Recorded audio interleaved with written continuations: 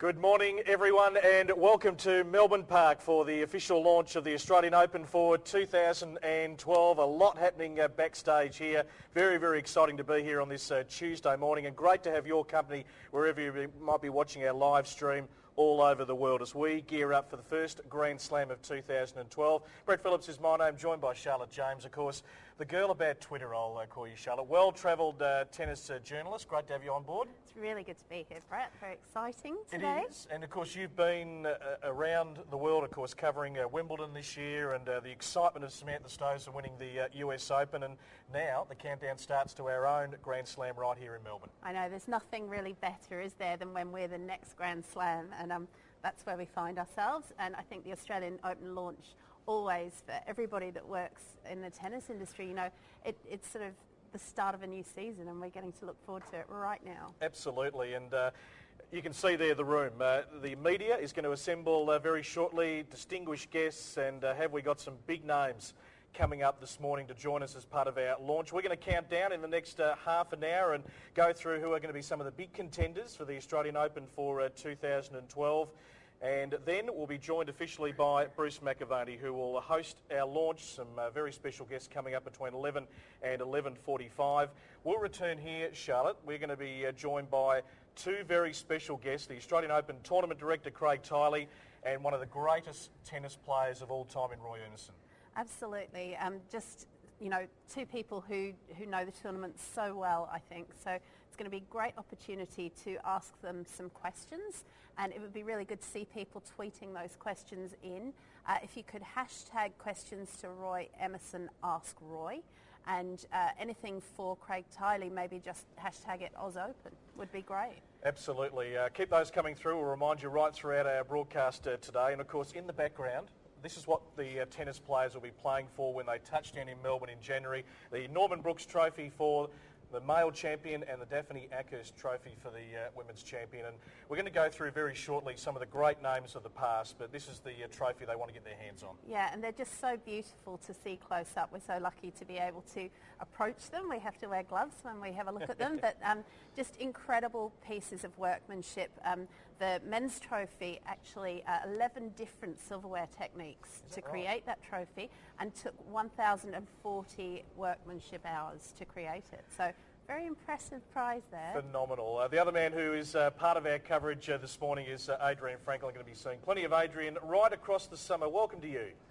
Thank you, Brett. Thank you, CJ. When you see the two of you roaming around the corridors of Melbourne Park, you know the summer circuit of tennis is just around the corner. Guys, how exciting is it to be here? The football is over. Push it to the side. This thing, it's international. It's huge. I got here at 7 a.m. this morning. Mr. Todd Woodbridge was in, the earliest I've ever seen it, and did he look resplendent? He usually looks pretty good, but he's taken it up another notch. Been in there for rehearsals today, guys. Todd Woodbridge was there doing his stuff. Steve Wood, Steve Healy, Craig Tiley's, all the big guns. Guys, the only word I can describe the space in there, it's monolithic. It is so impressive. The event gets bigger and better every year, but this thing is getting huge. It's ridiculous. We've got some really high quality guests coming in. Roy Emerson, as you've mentioned, what a star. 28 Grand Slam titles, singles, doubles, and soon we've got John Fitzgerald, former Davis Cup captain of Australia. As I go back to you, he'll be a few minutes here and I'll get to interview him. Very excited about the day. Thank you, Adrian. Very, very nice work. Adrian's going to be part of our coverage right throughout the course of the morning. And, of course, Todd Woodbridge, the official MC today, and needs no introduction. Doing a great job, of course, with Tennis Australia currently, working with a lot of our male players. Now, of course, this year, Charlotte, at Australian Open 2012, the Men's Singles Championship will be contested for the 100th time. Now, the Grand Slam of Asia Pacific boasts an honour roll, the equal of any in world sport. Since the Australian Open in 1905, there have been 59 champions, the first being Rodney Heath, who won again in 1910. So this is a massive year. And how about some of the names on the honour roll of those 59 champions?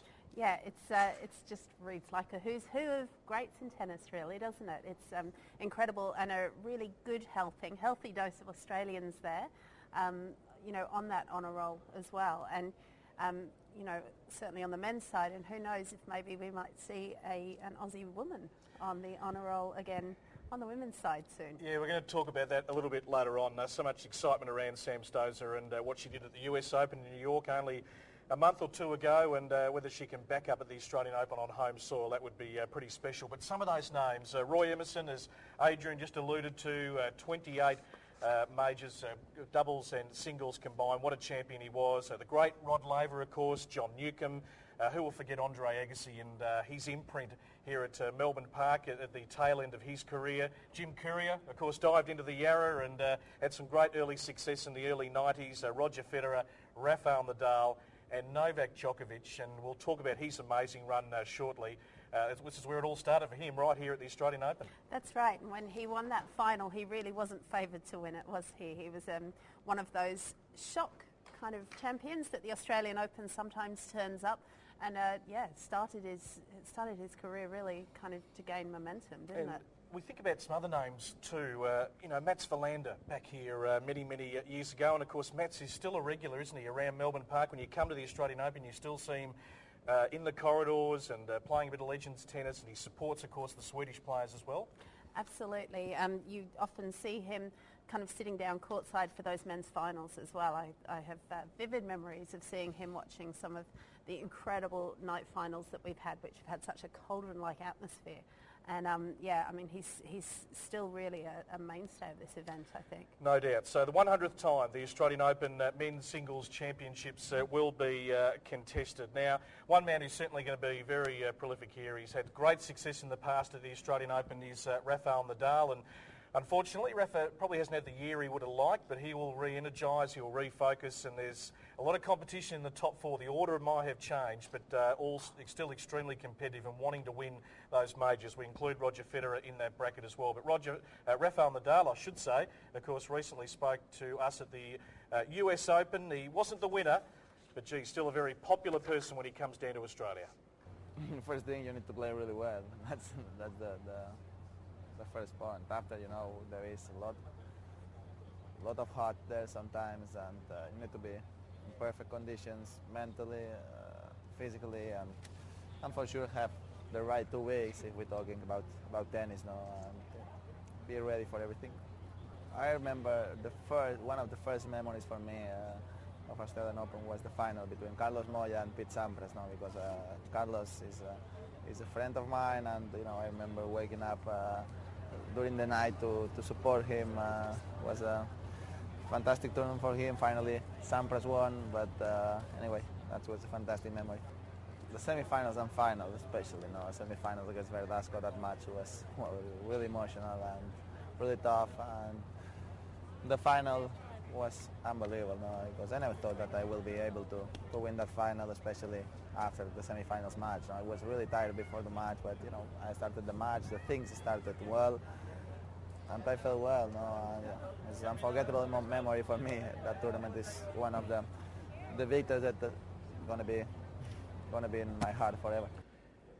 Generally hard, Charlotte, to wipe the smile off Rafael Nadal's face. He'll be back here, of course. He's still in the prime of his career, and we know that this year hasn't been maybe the year he would have liked, but there's one man that has stopped him, and that's Novak Djokovic. The order has changed in men's tennis. What an amazing year he has had. I mean, to win the Australian Open, to back it up at Wimbledon, to back it up at the US Open, missed out on the French in that classic semi-final against Roger Federer, but he hasn't put a foot wrong. I mean, he's taken his game and just the whole package of Novak Djokovic to the next level. Absolutely, and I think the thing that I love most about men's tennis is just the way that just when you think it's all settled and you've got someone who looks like they're going to dominate and nobody's ever going to beat them, all of a sudden it flips and somebody else just rises to the top. And I just think Djokovic this year has had a completely different aura about him. He seems like a guy who just wouldn't even occur to him that he might lose a match. He's incredible. I mean, I know he's had a couple of upsets, but really just been almost bulletproof this season. And you see it when you see him walking around at events. He just has this kind of aura of, like he's made of Teflon or something. It's incredible. Yeah, it's phenomenal. I mean, he's put the whole package together, and we've seen glimpses of it in years gone by, but now he's got the fitness, he's got the game, he can play that offensive game, he can play the defensive game, and he really digs deep. Now, he can play those long, gruelling 5-set matches and come out a winner. Yeah, and I think he has a psychological game. I think that was a really big key for him, was maybe in past years he was very susceptible to small kind of injuries, little ailments, not feeling so good. And now his head just seems to be so in the game, and he just, as I said, he doesn't seem to believe that he could lose. It's an incredible, incredible aura that he has. Building up to Melbourne Park next year, do you have him absolutely as your top man? I mean, Roger Federer, there's a lot left in Roger, there's a lot left in Rafael Nadal. Andy Murray is just playing in an era where it's damn tough. I mean, he's a very good tennis player, but he's surrounded by 3 absolute champions of the game. And then I suppose it's looking beyond that quartet. Can there be a bolter? And the Australian Open has been renowned over the years for those coming through and perhaps surprising us and at least making a final. Yeah, absolutely. I mean, we've got a great tradition here of bringing through new talent, seeing new talent emerge. Marcus Baghdatis, he was surprised here in the final. Jo-Wilfried Tsonga, Rainer Schuttler made a final here. Arnaud Clement played that amazing semi-final against his countryman Sébastien Grosjean that year, and that semi went on for weeks, it felt like. I think we got out of here at about 5 o'clock the next morning. All surprise finalists. Sometimes you see them actually kind of take the title as well, and I think this year is no exception. We've got some great younger players coming through. Alexander Dolgopolov, I think he is. He's great. Yeah, you love him, don't you? Very good player. Well, he emerged in Brisbane last year, and we've seen his ranking go to about the mid-20s by the time the year ends. So he's coming along nicely. Absolutely. Janko Tipsarevic, who's played some good matches here in the past, won his first title on the weekend. He's, could get in there. Del Potro. Yes.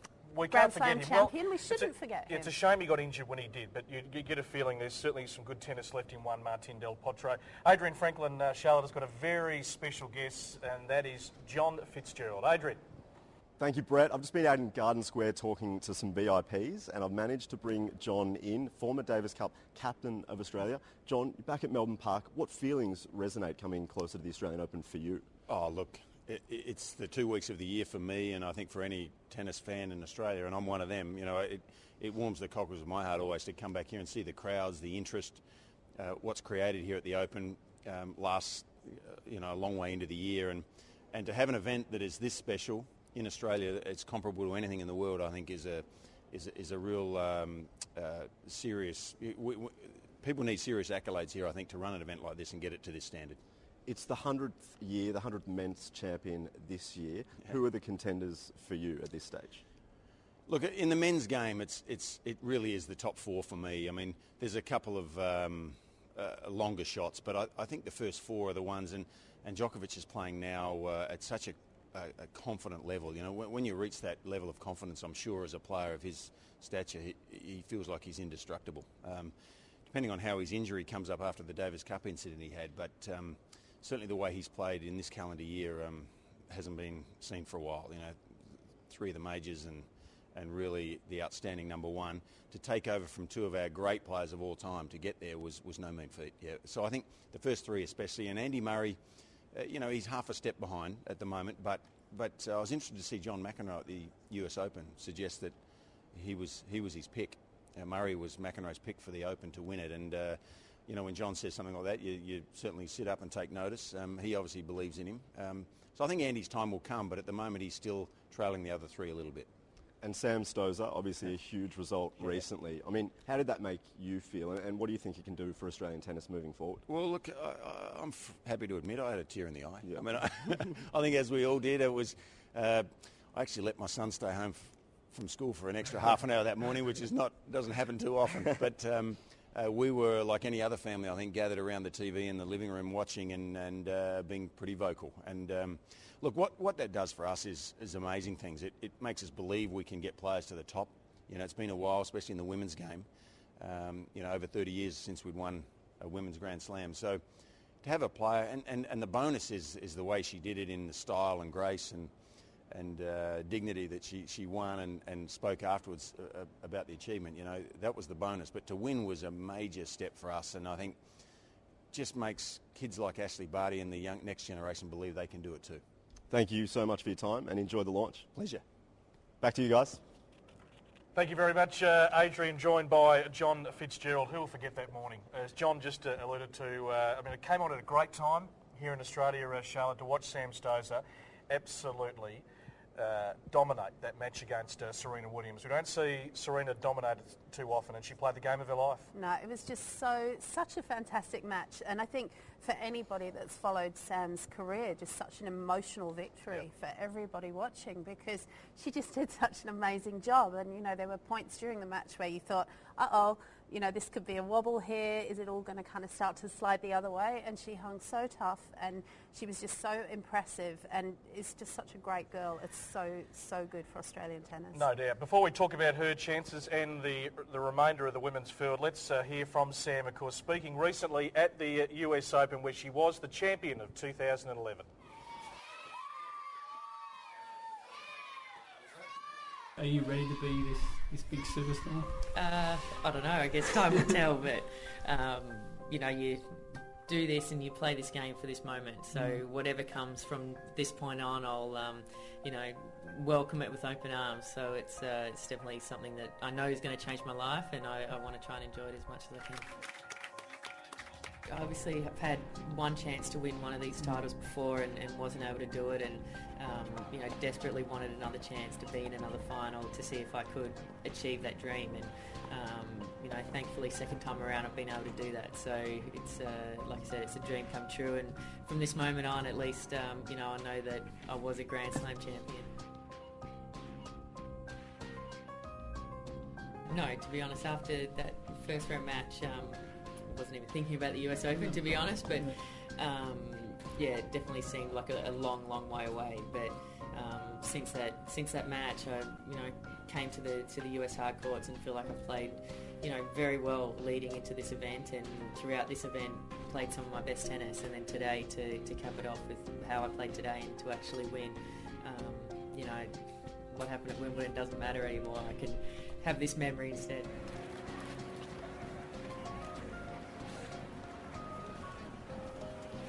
Sure, I think if you've done it once, it'd be nice to believe that it can happen again. And at this point in time, who knows what's possible? But I've had a great 2 weeks, put it all together for this event, and hadn't been able to do that before. So hopefully, this will give me confidence and that real, self-belief in myself that it is possible once again.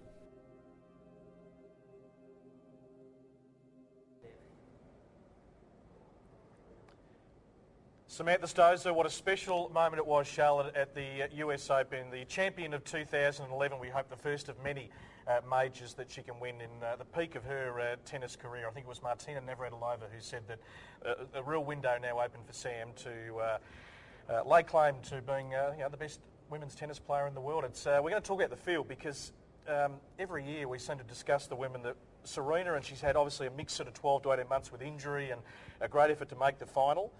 Coming back, of course, at the US Open in New York, and couldn't quite get over the line. Is still her best ahead of her, and it's the perennial, I suppose, underachievers, if you like. And I'm trying to be nice. Caroline Wozniacki, Vera Zvonareva, but they've been around the mark, haven't they? And we wonder whether they're going to break through, or is it someone else that is going to start to emerge? Yeah, I think it's an incredibly interesting time for women's tennis, because when you cast your eye down the rankings, there are so many names there that you can see are potential tournament champions and Grand Slam champions. It's just there's a lot of depth, but I guess what we're waiting for, having sort of seen it in the men's game, is for somebody to emerge and really start to dominate, and we just haven't seen that. But you look down, Sharapova's number 2 at the moment.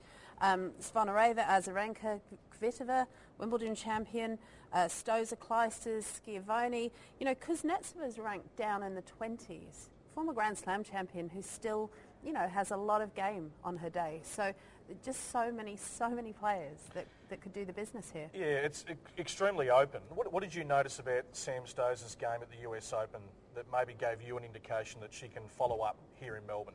Her forehand. Not bad, is it? Her forehand's pretty terrifying, I think. I think it's probably the best in the women's game at the moment. The improvement in her composure, I think, and confidence was very obvious in New York, and just the way that she didn't let other things that were happening around the court phase her. You know, she had to come back, get her way through some pretty big battles during that tournament, and she did it in a very matter-of-fact kind of a way, and I think that that's a big step for Sam. Yeah, just be able to lay that killer punch. She did it beautifully. You can see the many guests filing into the launch room, which is just behind us here at Melbourne Park. We're only about 10 minutes away from the Australian Open launch for 2012. A lot of the media, of course, distinguished guests and friends of the Tennis Australia fraternity. So plenty of special guests around this morning. There's a couple of names you mentioned there in Zvonareva and Wozniacki. Where do you think Caroline's at the moment? She's been number one for quite some time. Vera's been world number two for quite some time. Are they maybe getting closer, or is it getting... I mean, you have your little window, don't you? And is it maybe getting far away from them now? Well, you do have your window. I think you have to give Wozniacki a lot of credit for her consistency, because she's not number one for nothing. You know, she week in, week out, she plays these tournaments and she gets into the deep end of these tournaments. And you can't discount that. You know, that winning a Grand Slam obviously is a huge part of being recognised as one of the greats of tennis. But with the consistency that Caroline's shown, it's very hard to argue, you know, at the moment that there's anyone who's actually week in, week out doing it better than she does. Just got to do it at the majors. That's right. We'll see if she can come the Australian Open. Sam Stosur going to be a big challenger. We'll come back and discuss some of the questions that have been talked about and some of the talking points building up to this Australian Open launch. Back to you, Adrian. The countdown continues. Guys, returning for another year, the Changing Ends Film Festival, 90-second video, $5,000 first prize. Entries are open right now. We've got a little teaser for you. You may recognise someone. 5 drops of essence of Rafa. Ah, yes, I can smell his feet. 6 drops of essence of Roger. So suave, so clean, so neat. Please add some Hewitt passion. And next an AO Cup. Sun sweat and 8 bronzed Aussies. Some jocks belonging to Pat. Pass the spoon, it's time to beat. Pass the Heineken for a little treat. Past the crowd in Garden Square. Here you go. Is that a hare? This is the essence of tennis. We share it with our chums. This is the way we mix it. This is our summer of fun. 5 drops of essence of Rafa. 6 drops of Federer's charm.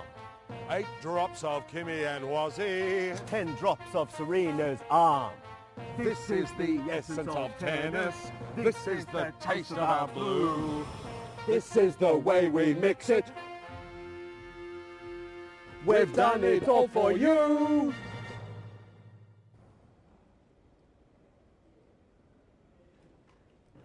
Well, there you have it. Not sure if it was some of my finest work, but I'll leave that up to you guys. Entries open right now, guys. If you get in, some of your work can be shown on the big screen at the Australian Open, and that is huge coverage. So jump on the website right now and get involved. Guys, we are 5 minutes away from the launch. I am getting nervous. I'm going to jump in there and check it out. I may get another plug up there as well, so have a look. Back to you guys. You are a star.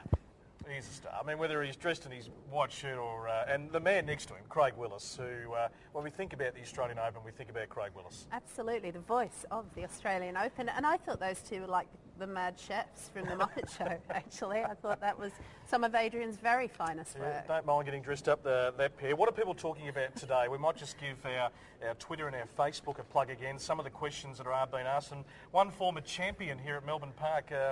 has been mentioned a bit. Yeah, there's a lot of buzz on Twitter right now about Martina Hingis. A bit of speculation last night that she might team up with Roger Federer in the mixed doubles tournament here.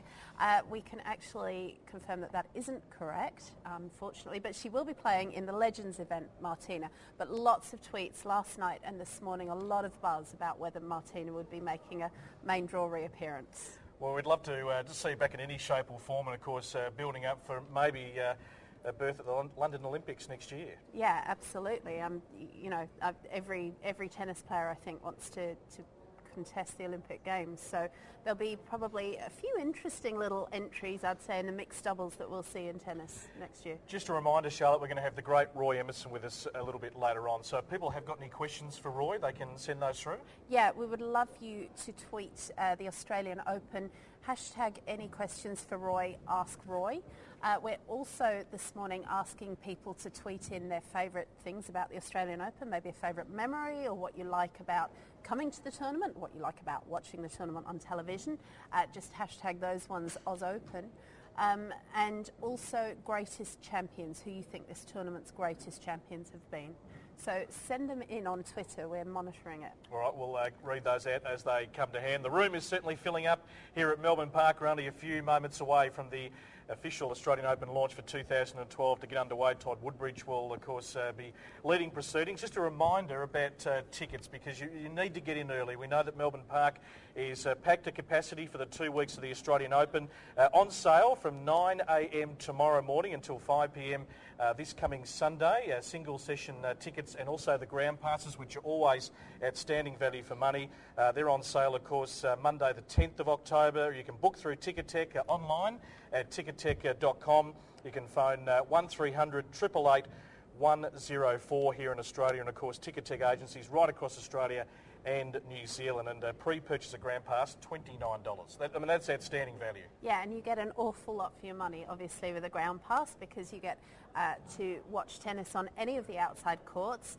There's the amazing Grand Slam Oval, which has just been such a popular feature of the event for the last couple of years. Lots of live bands, presentation for the Changing Ends Film Festival. We should mention that always happens usually on the second Thursday of the event, though that's to be confirmed. You know, there's just always so much going on at the Australian Open out of those two main stadium courts. So a ground pass, well worth the investment. No doubt. I mean, for those tuning in around the world, we're lucky, and I suppose tennis followers get to see, who live in the UK and Paris and also New York, get to see a Grand Slam event every year. We're very lucky here in Melbourne to have the best tennis players in town. The Australian Open continues to go from strength to strength, and of course outside of the function centre here and the immediate surrounds, this place is just looking an absolute treat. I mean, it's going to obviously have a massive overhaul, the whole Melbourne Park precinct, and going to be certainly up there as the leading Grand Slam. Yeah, there's a lot of investment going on and a lot of construction going on around this venue at the moment, and really exciting times, I think, for the Australian Open, because it's going to have a facelift. No doubt. Let's take you back to what was such an exciting 2011 Australian Open.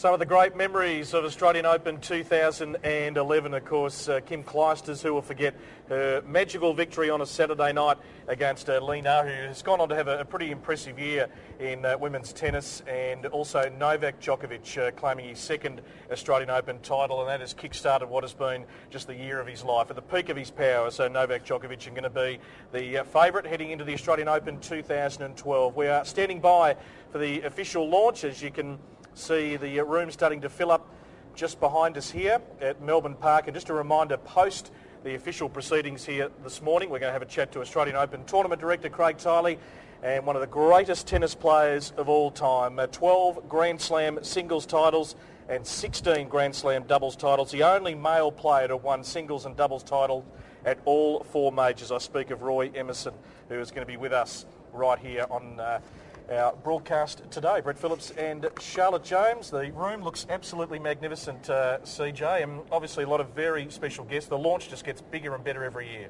Yeah, it is looking spectacular, and just in the background there we could see some of the identities from this tournament having a little bit of a hit, a little bit of a warm-up on the court that they've built here in the function centre at Melbourne Park. Just not really dressed in tennis attire, I wouldn't say, but got some pretty nice shots going on there anyway. No doubt. So we'll cross there very, very shortly. Of course, the Australian Open Trophy Tour, that's always a fantastic lead-in, Charlotte, to the Australian Open. In fact, it's going to make its first stop in China next week. The first year that the Trophy Tour has gone offshore.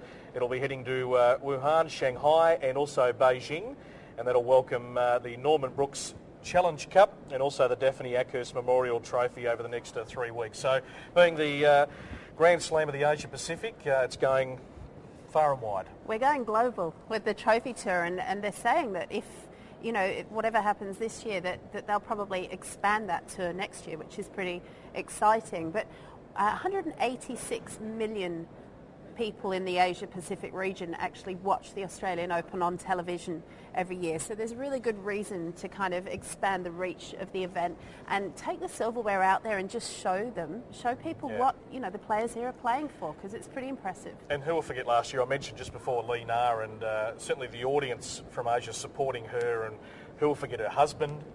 Just some great footage of him, priceless, the relationship there. And Lee Na couldn't quite get over Kim. It was a terrific match, though, that went 3 sets. Some powerful baseline hitting in that match, and she's certainly going to be around the mark again, you would think.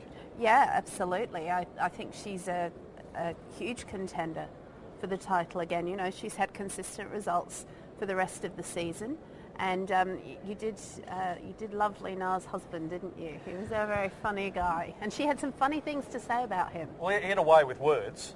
And he just sort of disappeared, didn't he? At some stages during the match, I don't know, it was nerves, he couldn't watch, needed a toilet stop, but he just sort of disappear from the players' box there and reappear at the right time. Yeah, absolutely. And she had some very sweet things to say about him during the trophy presentation as well. Absolutely. So we are standing by for the official launch of the Australian Open, and some great guests, including Craig Tiley and Roy Emerson, to follow here at Melbourne Park. We're in the function centre, and at this time of the year, October, we're about 3 months away. I mean, this place fills up come January, but it's quite an eerie place, isn't it, Melbourne Park, when there's no one around, generally speaking, and it's the calm before the storm. It's a very different looking place when the tournament's not on, and I think that's what some people find it hard to get their heads around. If you're not used to being here year-round, maybe you just come on for the tournament and then afterwards you come back. It just looks completely different, and it can be quite hard to get your bearings at Melbourne Park when the event's not on, because a lot of what is here is built and it's temporary, and it goes up very, very quickly before the event, and it comes down even more quickly after the event. So yeah, it has a completely different look and feel during the event than it does year-round. Well, of course, the summer of tennis, not only here at Melbourne Park, but we lead in, of course, with the Brisbane International, which is each year seems to be getting bigger and better with the field that is assembled for that, and a fantastic facility up at the Queensland Tennis Centre. And, of course, the Sydney International that will feature Leighton Hewitt as he gears up for the summer, and, of course, official ambassador for that tournament as well. So 2 terrific lead-ins. Hobart, of course, last year, Yamila Gaidasova winning down there was a pretty special Australian moment. So we are standing by to take you further inside the Melbourne Park Function Centre here.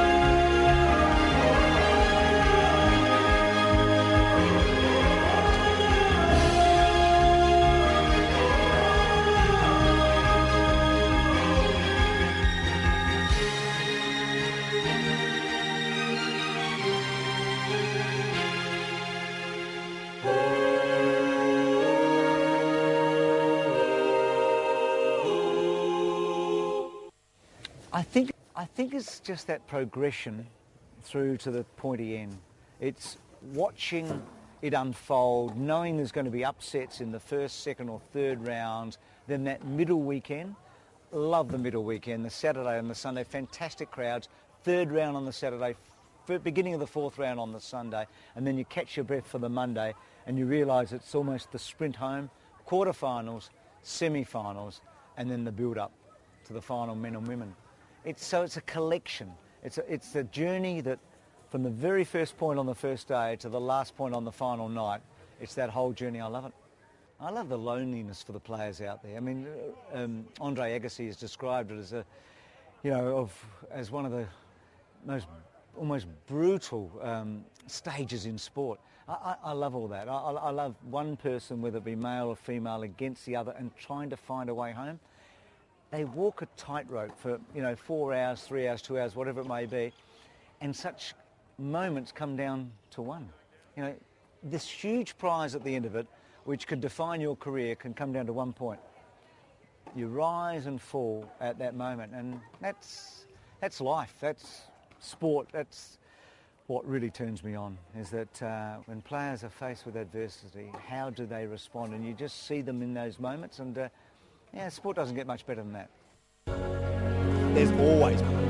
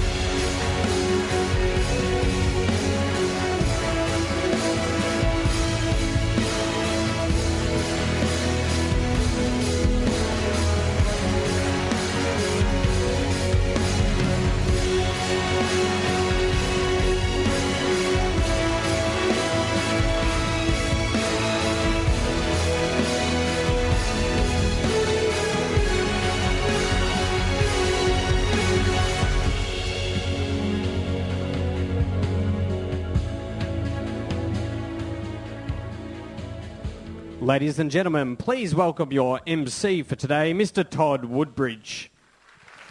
Thank you. Well, magical photos, magical memories, and Bruce McAvaney just made the point that it comes down to one moment. Well, I had my one moment last year. I don't know if you can all recall. But hello, good morning everyone, and welcome to the launch of the Australian Open for 2012. We're set for another all-star cast at Australia's biggest sporting event, showcasing tennis and, of course, the Australian Open to the world. The question is, are you ready? Well, firstly, let me welcome the Premier of Victoria, the Honourable Ted Baillieu, and our special guests on this first Tuesday in October, where we traditionally launch the Australian Open for the next coming year. Before we get to further proceedings, can I just indulge for a moment, though? As head of professional tennis at Tennis Australia, we've had an exceptional year. When you've got your players winning a Grand Slam title, you've got both Wimbledon junior boys and girls champions, you've got the youngest men's quarterfinalist at Wimbledon since Boris Becker, and then yesterday, Ash Barty, the junior Wimbledon girls champion, led the Australian Fed Cup team to victory in Mexico against Canada.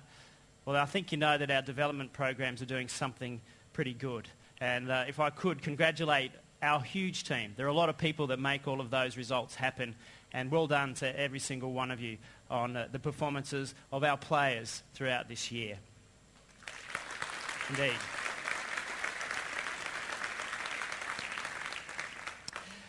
Now can I welcome and make special mention to all of our major sponsors and our media partners.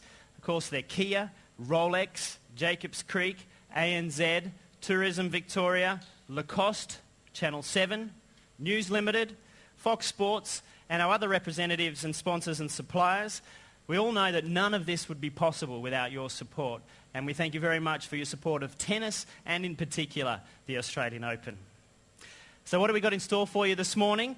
Well, we'll hear from our CEO Steve Wood, from Craig Tiley, the tournament director. We'll also hear from the legend himself, the man that the stadium here is named after, Rod Laver. And then we've got a special guest in-house. He's a true blue, there's a key to that, legend of Australian tennis. And he'll be asking you, are you ready for another massive summer here at the Australian Open? This morning, though, it's about unveiling some of the plans and the initiatives. And I'm pleased to announce a new initiative and event here at this year's Australian Open. And it'll be a Women's Legend event. And it'll be headlined by the return of the three-time champion, Martina Hingis.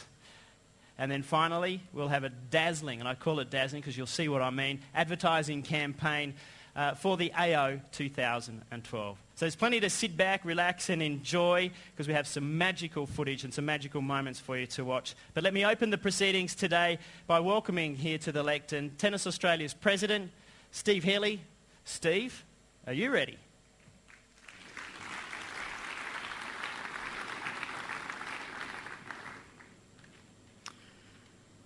Good morning, everyone. What a wonderful time of year this is. It's hard to believe that it has been 12 months since I first addressed this gathering about to start in my role as President of Tennis Australia. Since then, as Todd mentioned, we've had some incredible tennis across the world, and what a year it has been for Australia.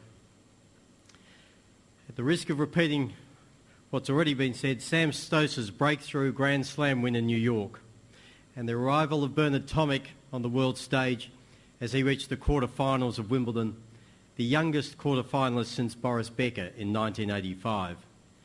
Two junior Wimbledon winners in Luke Seville and Ashley Barty, and this week Australia won the Junior Fed Cup. In between all of that player development activity, we've been busily growing the sport, building courts, attracting hundreds of thousands of kids to MLC tennis hotshots, expanding our business into Asia, developing more and more young athletes, and of course working towards another amazing summer of tennis. It is truly an honour to be involved in the sport of tennis at this most exciting time.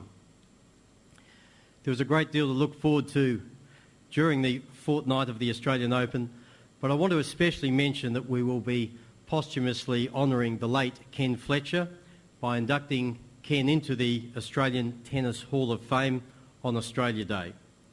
Ken was an outstanding doubles player, winning a Grand Slam in mixed doubles with Margaret Court in 1963, and he also won two men's doubles Grand Slams, including one with today's guest of honour in the 1964 French Open. And Ken's family will be with us on that day to represent Ken. Melbourne Park is a hive of activity and it's expanding its worldwide footprint every day. That, of course, is due to the incredible work being done on the massive redevelopment of the Melbourne Park precinct. It is my pleasure to welcome today and introduce the Premier of Victoria, Ted Baillieu, the man behind all of that work. The Victorian Government, as you may know, is spending $363 million upgrading the facilities here, and we are already seeing some impressive advancements. The Government's faith in the Australian Open, and indeed in our sport, is pivotal to the ongoing growth of tennis across the nation.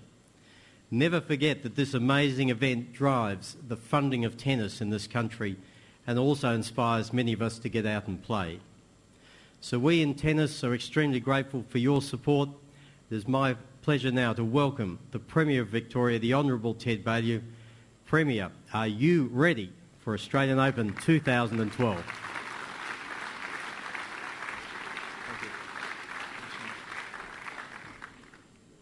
I am, Steve. And can I acknowledge Steve Healy and Steve Wood, the CEO, and Craig Tiley, the Open Director, Todd Woodbridge, who's our MC, and a number of tennis legends who are with us here, Frank and Neil and so many others. And can I acknowledge all of you? Melbourne does major events exceptionally well, and we do major media conferences exceptionally well too. And we do particularly major sporting events exceptionally well, and Melbourne is Australia's sporting events capital, particularly our major sporting events capital. And I had the privilege of being in this room just the other night at the conclusion of another major sporting event, the teams event. We move on to the horses event, and then we will have the individual event at the Open, and then in due course we'll have the vehicles event. We are the major sporting events capital of Australia, and sometimes we like to think of the world. The Australian Open is one of our 4 great sporting events and a part of our major events calendar. For 2 weeks every year, the eyes of the sporting world are fixed on Melbourne, the most livable city in the world, and we are committed to keeping it that way. And the action that the Open brings contributes to that livability and contributes to the attention of the world. It not only captures the attention of the world, but it brings Australians closer together as we celebrate the heroic achievements of tennis athletes from around the world right here in Victoria. Tennis is enjoyed by millions of people globally, and at a national level, tennis is among the top 10 most popular sports. The Open inspires players at elite and grassroots level, an inspiration which will be further driven by the success, as we've heard, of our Junior Fed Cup team, our local tennis heroes, including up-and-coming champions such as Ashley Barty and Luke Saville, big names such as Tomic and Stosur and Sam, who recently won that US Open singles title against Serena Williams. That was Sam's first Grand Slam singles title. It was also the first Grand Slam win for an Australian female tennis player since 1980. The Open is the largest tennis event in the Asia-Pacific region. The tournament provides Victoria with significant international exposure and helps to generate significant tourism and economic benefits for our state, and we should never underestimate those benefits. The Open's been held here at Melbourne and at Olympic Park since 1988, coming up to the 25th year.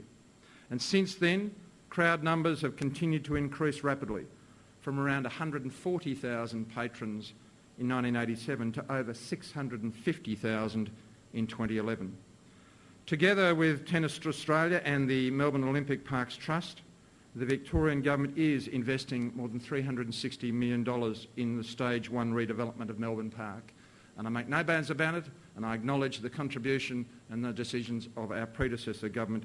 This has been a bipartisan approach to supporting Tennis Australia, supporting the Open and supporting major events in our state. Amongst other things, those early works in Stage 1 include the Rod Laver Arena Concourse Southwest Extension, the Rod Laver Arena Access and Oval Landscaping, and the installation of a very large rainwater tank under the Oval, which will be unveiled shortly. These improvements will provide greater access and movement for the huge crowds that attend Melbourne for the Open, as well as conserving water. I'm pleased to say and announce today that ticket sales for the 2012 Australian Open start today. And I would encourage enthusiasts and participants alike to take advantage of the range of options available, which include child and concession rates and family packages. I thank Tennis Australia for all the work that goes into making the Open such an exciting and successful event, and the Melbourne Olympic Parks Trust for managing the site and infrastructure in such a way that it promotes the smooth running of the event for the enjoyment of all. And there is a fantastic time in Melbourne. I look forward to cheering on the Australian contingent as it takes on reigning champions Novak Djokovic and Kim Clijsters, and I wish you all an enjoyable 2012 Australian Tennis Open. This will be a sensational and spectacular event. The only question is, are you ready?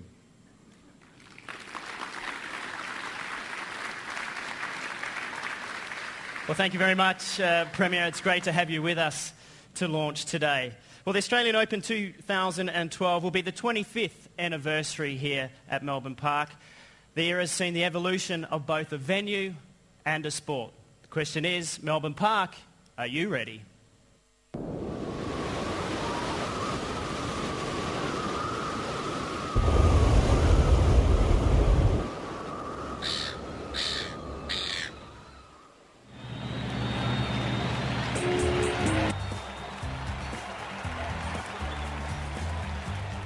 For a quarter of a century, Melbourne Park has been synonymous with the Australian Open.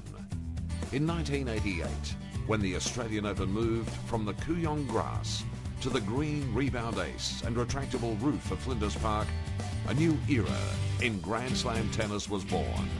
Since the very first final, the new home has housed many a magical moment. First of all, the memories were that I was upset that we moved from Kooyong because I'd won there twice.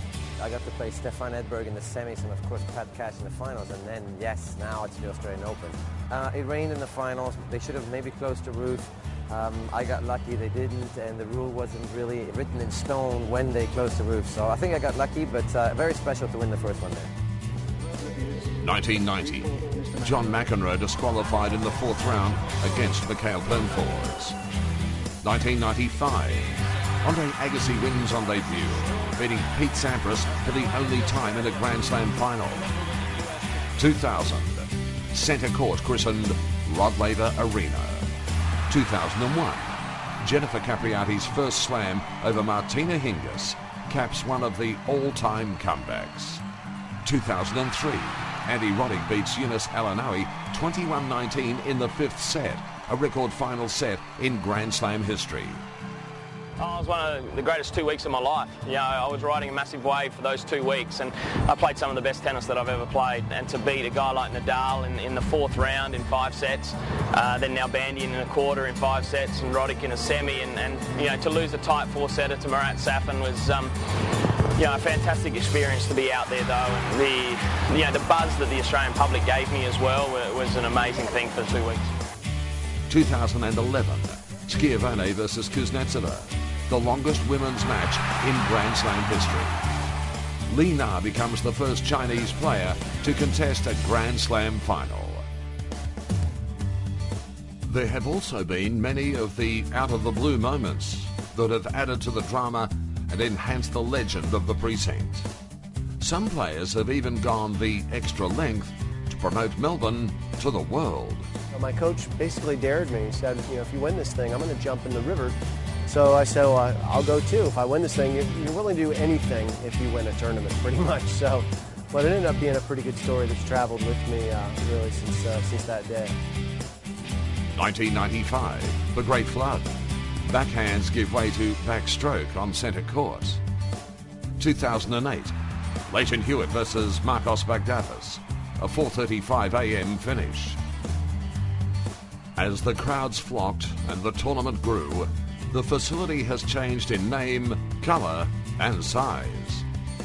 2000, a new 10,000-seat show court. 2008, Melbourne Park gets a true blue makeover. 2011, the redevelopment of Grand Slam Oval. As we celebrate 25 years of Australian Open memories at Melbourne Park, further growth and an exciting future can already be witnessed around us.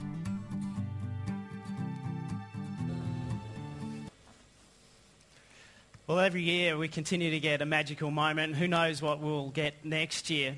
But the growth of the Australian Open, and particularly here at Melbourne Park, has been phenomenal. And I'd like to introduce a man who we can actually thank for part of that growth of both our sport and in particular this tournament. He's the CEO of Tennis Australia. Would you please welcome Steve Wood?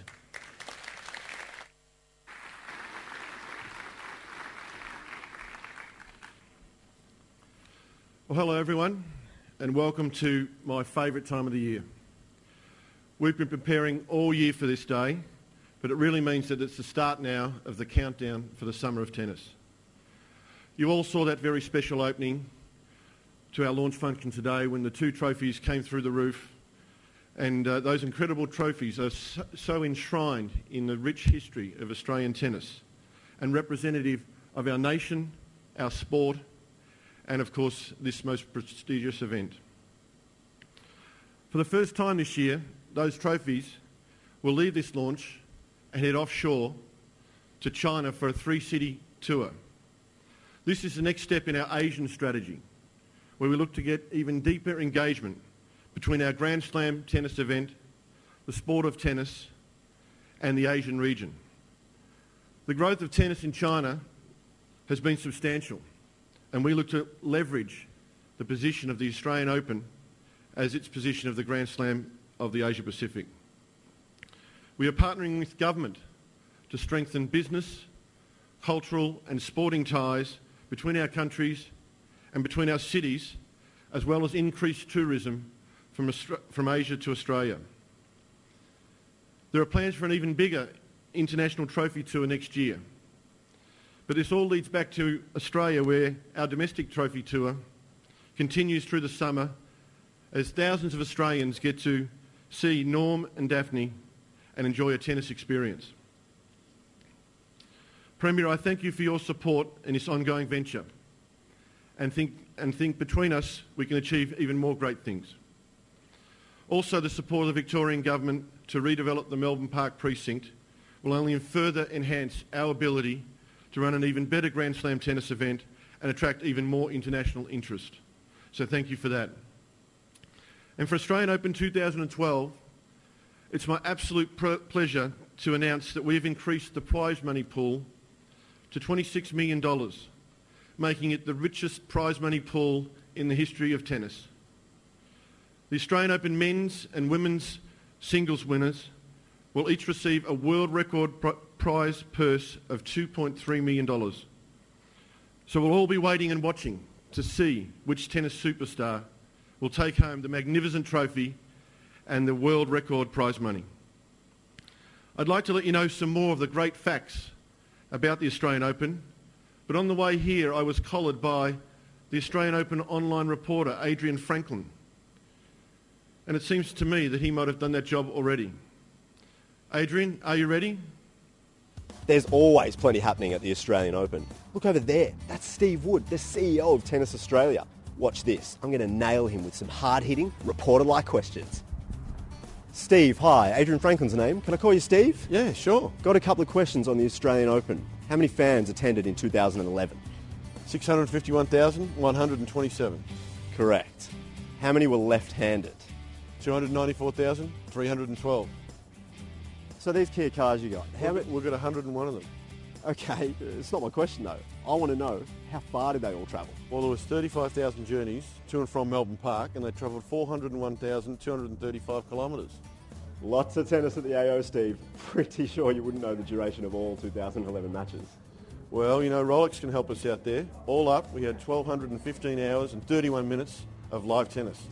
Grand Slam Oval, what a space. Plenty of live music, Heineken Bar, Jacobs Creek, the Lacoste shop. How big was the Oval last year? It was 10,000 square metres. Next year? It's going to be 11,125 square metres, and with the help of the Victorian Government, by 2016 it's going to be huge. Hawkeye, how many challenges? 461 challenges. 27% were overturned. Okay, but what about the fastest serve? Where did we go? Ryanik, who's 230 k's per hour. He served 94 aces for the tournament, the most of any player. Huge TV audience for the AO all around the world. But Steve, how many people saw this Melbourne sign in China? Well, China had the biggest TV audience growth. It went from 59 million to 135 million last year. The women's final alone had 18 million viewers. ANZ, great friends, good time to ask about prize money. Steve, I want last year's singles champion. I want their purse, US dollars. I'd like it right now. Well, with the Australian dollar at 103, it's going to be $2.2 million.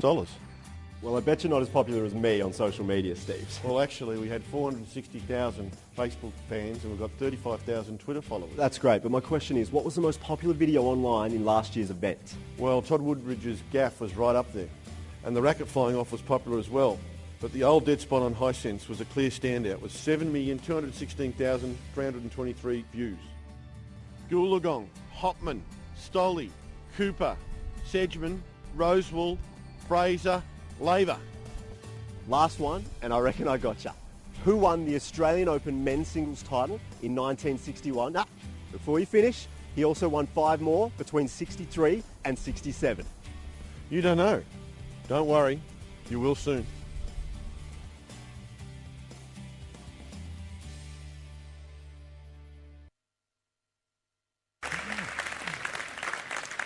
Fantastic. For those of you that know Steve, my take, I only got 1. How many do you have, Steve? Anyway, fabulous numbers and impressive numbers. And there's a man I'd like to introduce to you now who is preparing already. He's looking at weather forecasts. He's looking at schedules. He's looking at injury reports. He's the man that makes the tournament run smoothly. Ladies and gentlemen, it's the tournament director of the Australian Open, Craig Tiley. Thanks, Todd. Thank you. Morning and welcome, everyone. And before we get going, Neil Fraser, happy birthday for yesterday. We didn't forget. Our team takes great pride every year on making the Australian Open year on year bigger and better. Well, 2012 will be no different. For the fans, you'll see the Grand Slam Oval will be much bigger, more access. We'll also have new scoreboards across the site. And on top of that, at MCA and Margaret Court Arena, we're adding Hawkeye. So now we're one of the few events in the world that will have 3 stadium courts with the electronic line calling system. And what about the players? Well, you all know that the Australian Open is the favourite place for the players to play. The restaurant and the lounge is going to be bigger. The players will have a new gym. We've doubled the number of player activities, and we've upgraded their locker room. And if you've been reading about tennis, there's been a lot being said about the schedule. Well, together with our referee, Wayne McEwen, we can guarantee that, again, the Australian Open will be the players' favourite place to play. But as you know, it all really comes down to one big thing, and that's the dream.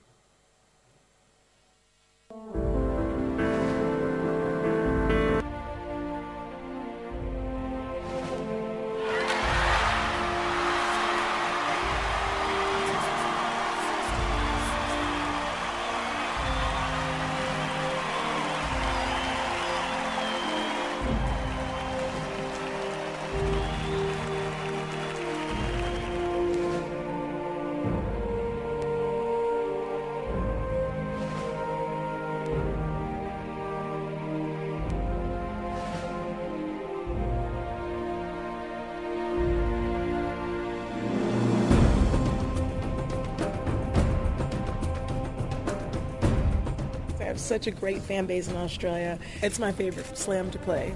It's going to be amazing.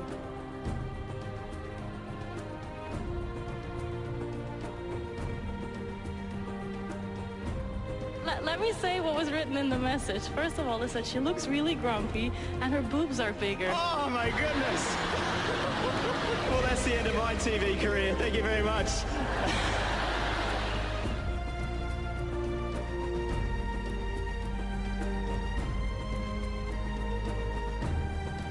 It's a nice way to start the year, and we're a better place than Australia. I love competing there, and obviously have great memories from Aussie Open in 08 when I reached the final, and it was very, very nice memory, and I really hope I can get there again.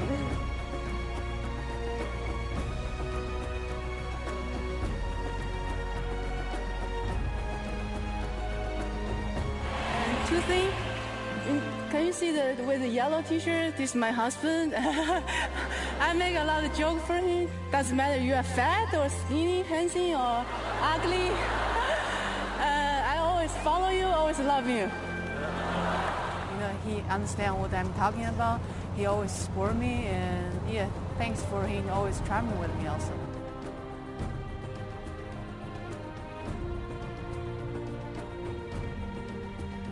It's a fantastic tournament and a fantastic city to be in, and I do a lot of my off-season preparation there, so it feels like home to me, and I will do again this year as well.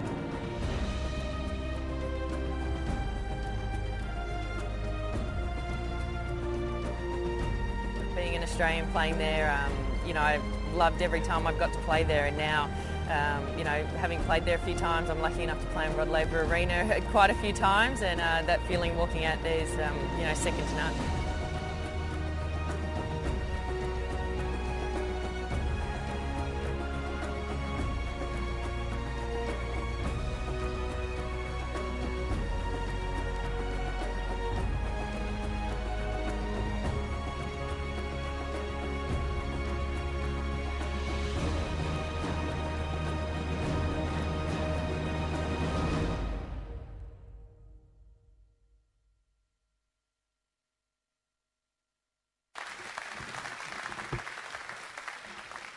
So what about 2012? Well, on the women's side, the top 4 players in the world this year, 3 of them are yet to win a Grand Slam.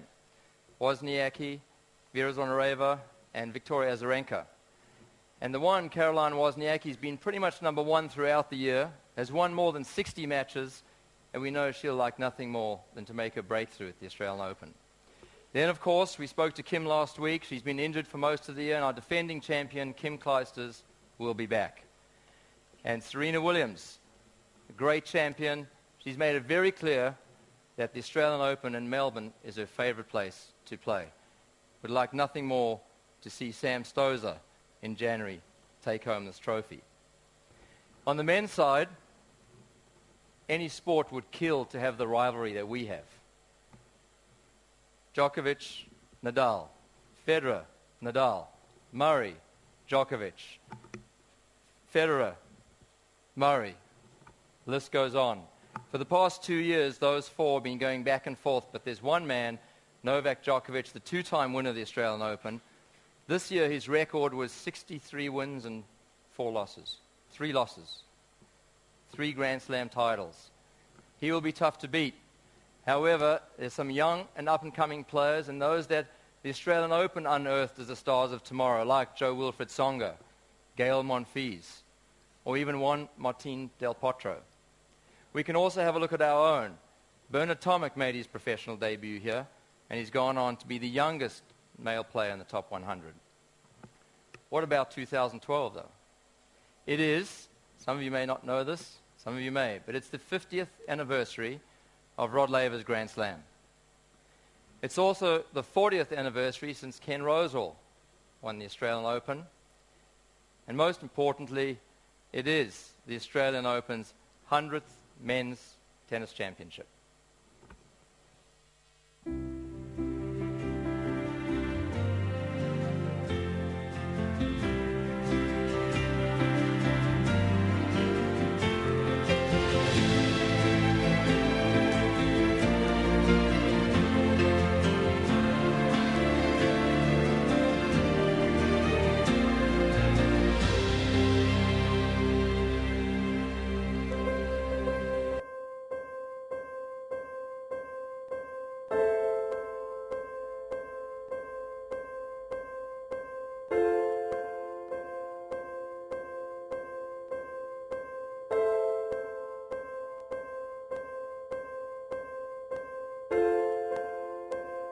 Well, obviously I'm only 30 years old, so I can't go back 80 years, but I do obviously remember sort of Ed Berg and Becker and Sampras and Agassi, sort of my heroes growing up, seeing them all win at Melbourne Park. So for me to do it as well, it was obviously a nice feeling as a player, and that's kind of what I remember most. I remember one of the first memories for me of Australian Open was the final between Carlos Moya and Pete Sampras. Now, because Carlos is a friend of mine, and I remember waking up during the night to support him. It was a fantastic tournament for him. Finally, Sampras won, but anyway, that was a fantastic memory. My most successful Grand Slam in the career, and definitely I have best possible memories from that center court. I love the conditions there, I love the facilities, I love the center court, it suits my game. So I really look forward to the next one. The first one, winning on grass for me was so unexpected in '83. Beat John McEnroe, beat Ivan Lendl, and I never thought I would win anything on grass. I think Rocket would be right there because of the grace and the class that he's shown, and he had no reason to be nice to me when I was an up-and-coming young tennis player training in Palm Springs, where he was spending some time, and he was always class, always has been, and he still is. Yeah, in 1960, I played Neil, was down a couple of sets and match points. I finally came through with a win, which was a surprise to, I think, Neil, me, everybody. I was now competing at a higher level. I finally had made it to the top. The final was unbelievable, because I never thought that I will be able to win that final, especially after the semi-finals match. I was really tired before the match, but I started the match, the things started well, and I felt well. It's an unforgettable memory for me. That tournament is one of the victories that are going to be going to be in my heart forever. And then you look at the players since then. I think the player who I would respect the most and admire the most for what they've done for the sport and how they've handled themselves is Roger Federer. Every one of them was very sweet. I guess my last one has been my last Grand Slam, so I thought I played some amazing tennis. You know, I was able to stop Davydenko in the quarters, who was on a very hot streak then, to then play my very best against Tsonga and Murray. So I think that one came at the right time for me. You know, I think I lost an epic match against Nadal the year before, and then I had to come back and be able to win the Australian Open, and you know, under the circumstances of playing so well, was one of the great feelings for me, you know, as a tennis player. But all the other ones were very special. Obviously, I still remember when Rod Laver gave me the trophy. That was a very emotional one for me, of course, as you can see on the pictures.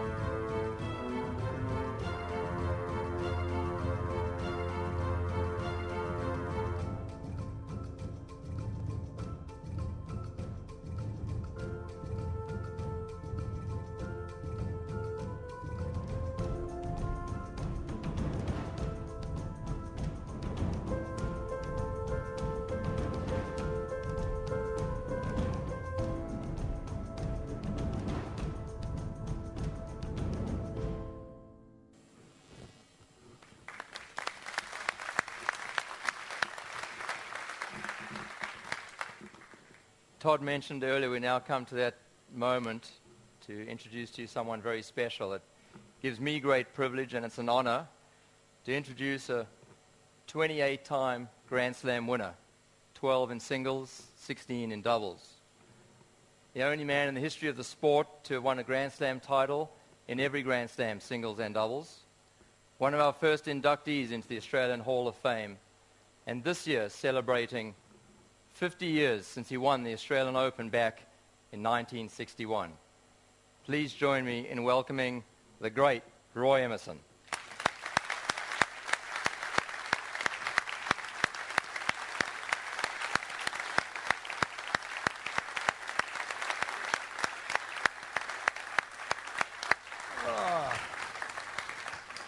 Emma, good to see you. Oh, great to be here. Good to have you here, you and your lovely wife, Joy. Joy, thanks for joining us. Roy and Joy came across from the United States, especially to be with us here today and to have a chat and to meet some of your old friends. I know we're going to catch up lunch with them today, but welcome back. Thank you. It's great to be here. What's it like to be back home? Well, fantastic. I've been walking around the centre here, and I can't believe how great it is, and a little bit different from Kooyong. Times have changed. Take us back to 1961. It was your first Australian Open title, and tell us a little bit about that experience. Well, 1961, I played Rod Laver in the final, and that was in. I'm not sure exactly where that was, because at that time we'd play either in Adelaide, Melbourne, Sydney, or Brisbane, and I remember the year before, in 1960, when I lost to Rod in the semi-final, and then Rod beat Neil in the final. I wanted badly to win the Australian Championship, my hometown Grand Slam, and I'd played Rod many, many times, and he was 2 years younger than I was, but I played a good match that day, and was able to handle Rod. So with some of those names you mentioned, who were the easy ones and who were the tough ones? Well, they're all pretty tough, but my pigeons really were Fred Stolle and John Newcomb. Oh, is Nuke here? What about, we did, I think Sedge is having a good laugh at that one. Well, Sedge, that's my coach. Sedge is your coach? I had a lousy forehand, and I went to Sedge, and look what happened. You get better? It got a lot better. We heard some stories. Some of your mates told us that you were famous in the 50s for singing. I wasn't going to say doing something in the shower, singing in the shower. What was it that you used to sing? Nelson Eddy and Jeanette MacDonald, favourite. Darling, press me to your bosom. Emma, you're famous for a lot of things. That could be one of them. Tell me about this. I noticed everyone today, you said, and Todd referred to it earlier, but everyone kind of had the same name. Where's that come from? Well, I couldn't remember their names, so it was handy to call everyone Blue. Kind of goes in hand with our True Blue. And I had a Kelpie dog back on the farm that I used to call Blue. So good day, Blue, to everyone. Yeah. Roy, let's go forward now, 50 years, and we are where we are today with the players and the great rivalries of the 60s. And tell us now what your view is of the rivalry that we have. We're very lucky in men's tennis to have the rivalry that we have. Yeah, well, I think tennis is lucky to have a player like Federer, who's also coming here. He's a great ambassador for the game, and he's my favourite in watching play. And Nadal, that's a great rivalry between Federer and Nadal. And along comes Djokovic, had a great season. And then we've got Murray. And I think a dark horse for the Open, I picked Federer to win the Open because I still think he wants it badly, and he's a class act. And an outsider to watch who seems to be getting his form back now and everybody hates to play is Del Potro. Djokovic didn't want to continue too much in the Davis Cup against him, and with Del Potro's game, who hits the ball so hard and deep and flat, none of the top players like to play him too much if he's in really good form. So about playing them, if all else was equal, you were playing today? We ask Fraser often. We see Fraser every day, and he can say, well, you play any of them. You have no problem playing any of them. How do you feel about that? Well, I don't think we'd last too long, No, they hit the ball so hard. The game has changed so much. The equipment, it's real professional now, and I wouldn't like to be out there on the court, trying to catch up with the ball the way they're hitting it. The game has changed. Well, I know you're doing some things different now, and the last time I saw you, I think it was a few years ago, and you were out in Switzerland, in Gstaad with Troy, running your camps, and you were on the clay courts up there on the hill, making lots of old ladies run around the court. And not developing any Wimbledon champions, that's for sure. No, but well, you never know. Do you want to share us a little bit of what you're doing there? And I know, and we can invite everyone else to come and join you in Gstaad. Yeah, it's fantastic. Yeah. If anyone wants to improve their game, come to Switzerland, to Gstaad. I've been running tennis camps there for the last 38 years. And if you spend 1 week there, I guarantee you can get into the qualifying of Wimbledon. Or you get your money back.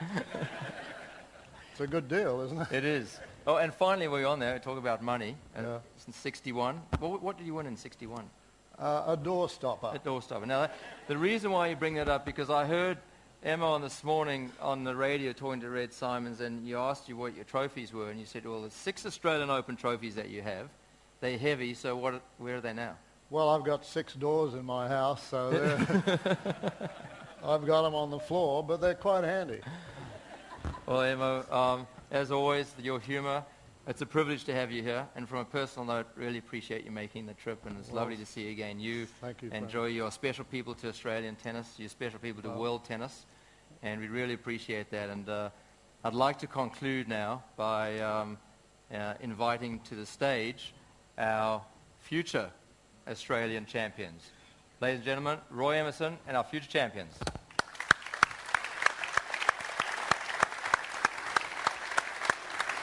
Wow. What's your name? Kira. Kira. What's your name? Jasmine. And Noah. These are the next Australian champions. Well, would you like to play? Someone going to give me a racket? Good, thank you. Would you like to play? Yeah. Let's the boys play the girls. You ready? You two hop down that side. Good.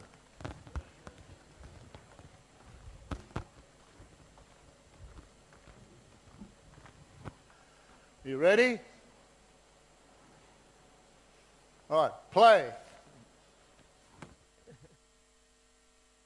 Hi, I'm Nina. I'm Anna Ivanovic. Hey, I'm Sam Stoser. Prêt à jouer à l'Australian Open en 2012. Are you ready to play? I'm ready to play. I'm ready to play. Ready? Ready? Ready? Play.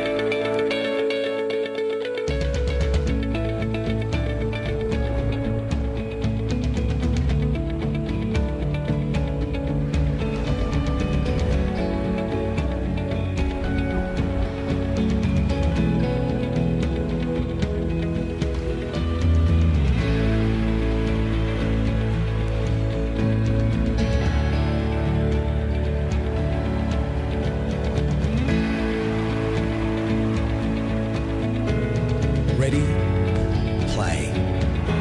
At the biggest sport and entertainment event of the Australian summer. Australian Open 2012. Book at Ticketek now.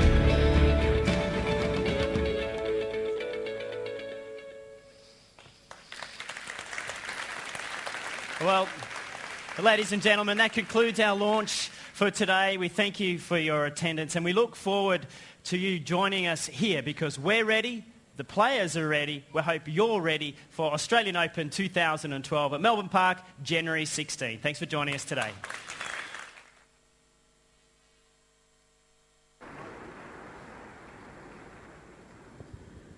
Well, welcome back. Brett Phillips and Charlotte James here backstage. What a fantastic launch of the Australian Open for 2012 as the media and distinguished guests will file out. Very shortly we'll catch up with Australian Open Tournament Director Craig Tiley and as you heard there on stage, Charlotte, the great Roy Emerson.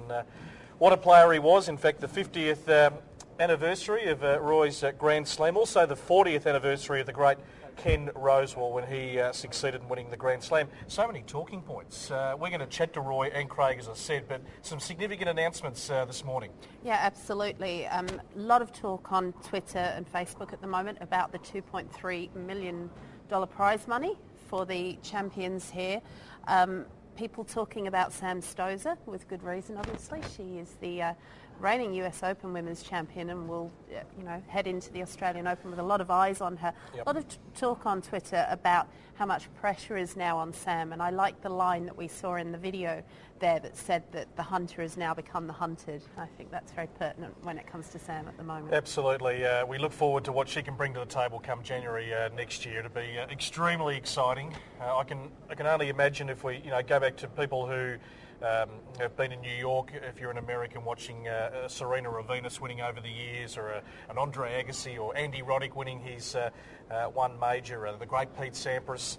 Of course, the UK are dying for Andy Murray to win. I mean, to see an Australian win here on home soil would just be something special. I think would elevate this tournament to another level. Oh, absolutely. I think, the emotion that would surround that would be undescribable, actually. Even just watching some of the clips that we saw today just gave me goosebumps. Absolutely. So exciting. Yeah, we'll come back and talk more about the big talking points, including Hawkeye out on Margaret Court Arena. But Adrian Franklin, of course, part of our coverage, and he is with us backstage here. Neil, we just finished the launch then. You were in the front row. What did you think? Absolutely fantastic. I mean, I know we run a great tennis tournament, but maybe we should be into the television game or the production game because that was so entertaining. And as a tennis lover, I think it was all too short. So it would be remiss of me not to mention, guys, Neil Fraser, an absolute Australian tennis great. You just mentioned to me you saw my video with Steve Wood. Yep. What was your comment about Steve then? How many takes do you reckon it would have taken him to pull that one off? I have no idea. We would have had a lot, but he is probably the most knowledgeable man for the statistics in the tennis world, definitely in Australia.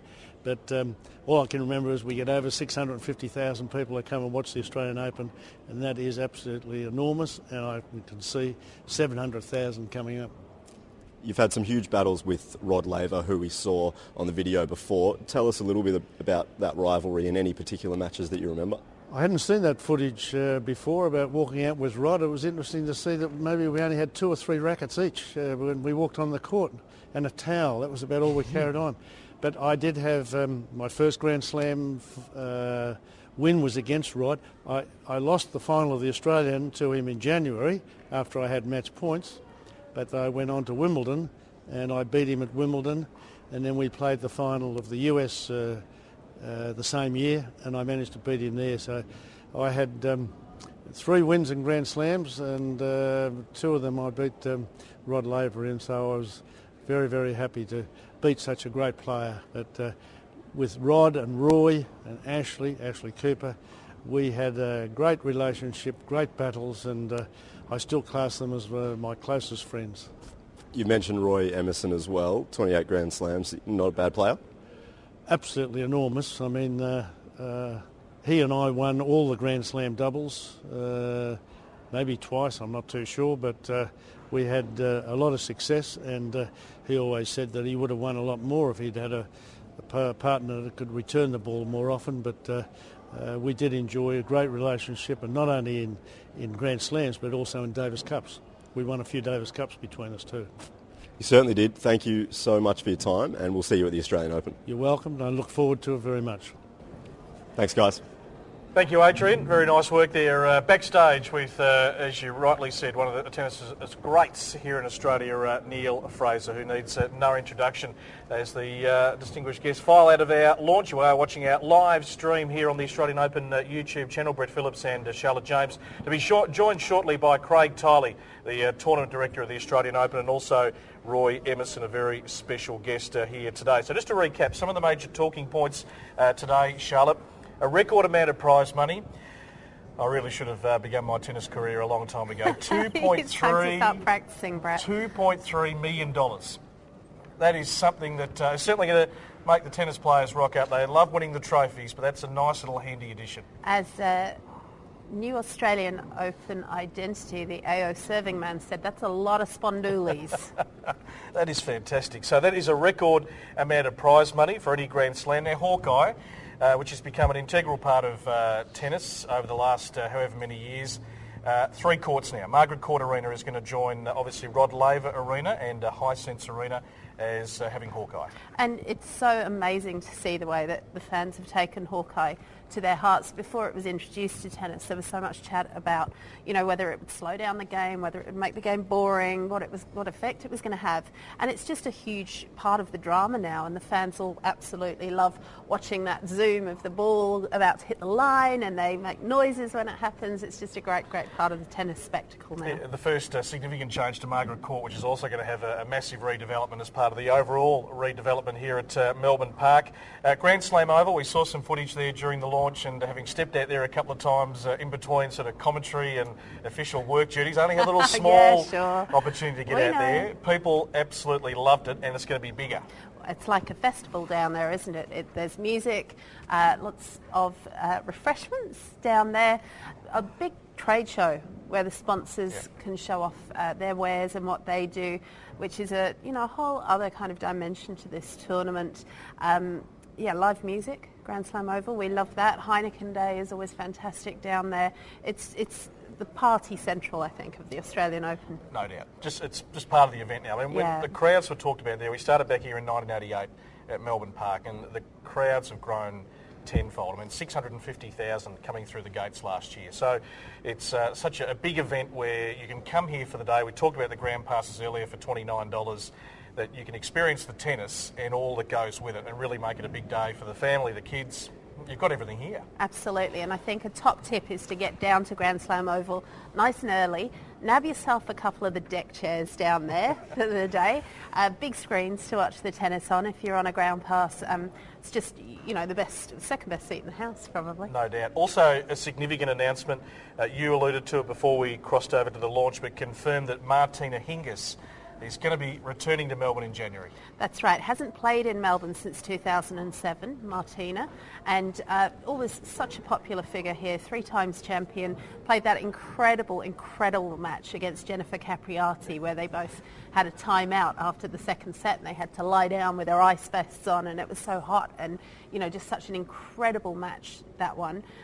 Capriati coming back eventually and winning that.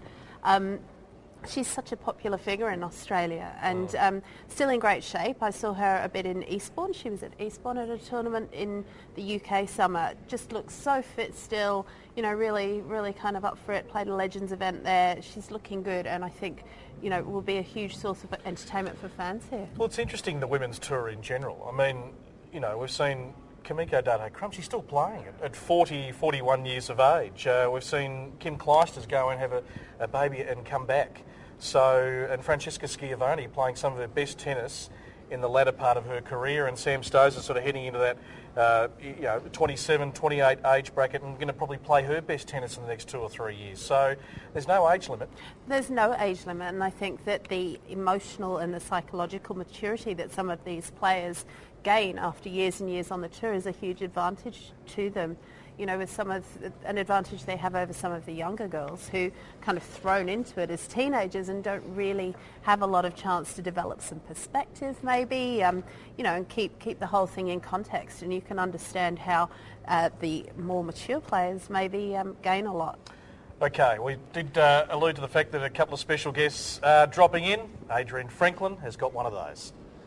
Todd Woodbridge, fair to say you wear a few hats. Let's talk about the... No. I think it's fair to say. Let's put one hat on right now, the Legends event. Yes. That hat is placed on you. Let's talk about it. Yes, Australian Open Legends Tournament Director. In the last few years, we've really focused on getting quality and bringing back some of the former champions and more current players that are really well known to the public, that are still really performing well, they're still fit, in shape, and we've done very well with that. And so we've decided to continue on that mode, if you like, or role, and now bring in the Legends Women's event too. So it'll be slightly smaller, not as many participants as the men, but we're really pleased to say that Martina Hingis is on her way down here. So 3-time former champion, and we're now working on the rest of the field. We've got some pretty good names that are interested, and as each one of them signs up, we'll deliver them to you. All right, well, let's take that cap off. Let's put the other one back on. Let's talk professional tennis, men's and women's in Australia. Not a bad position to be sitting in right now.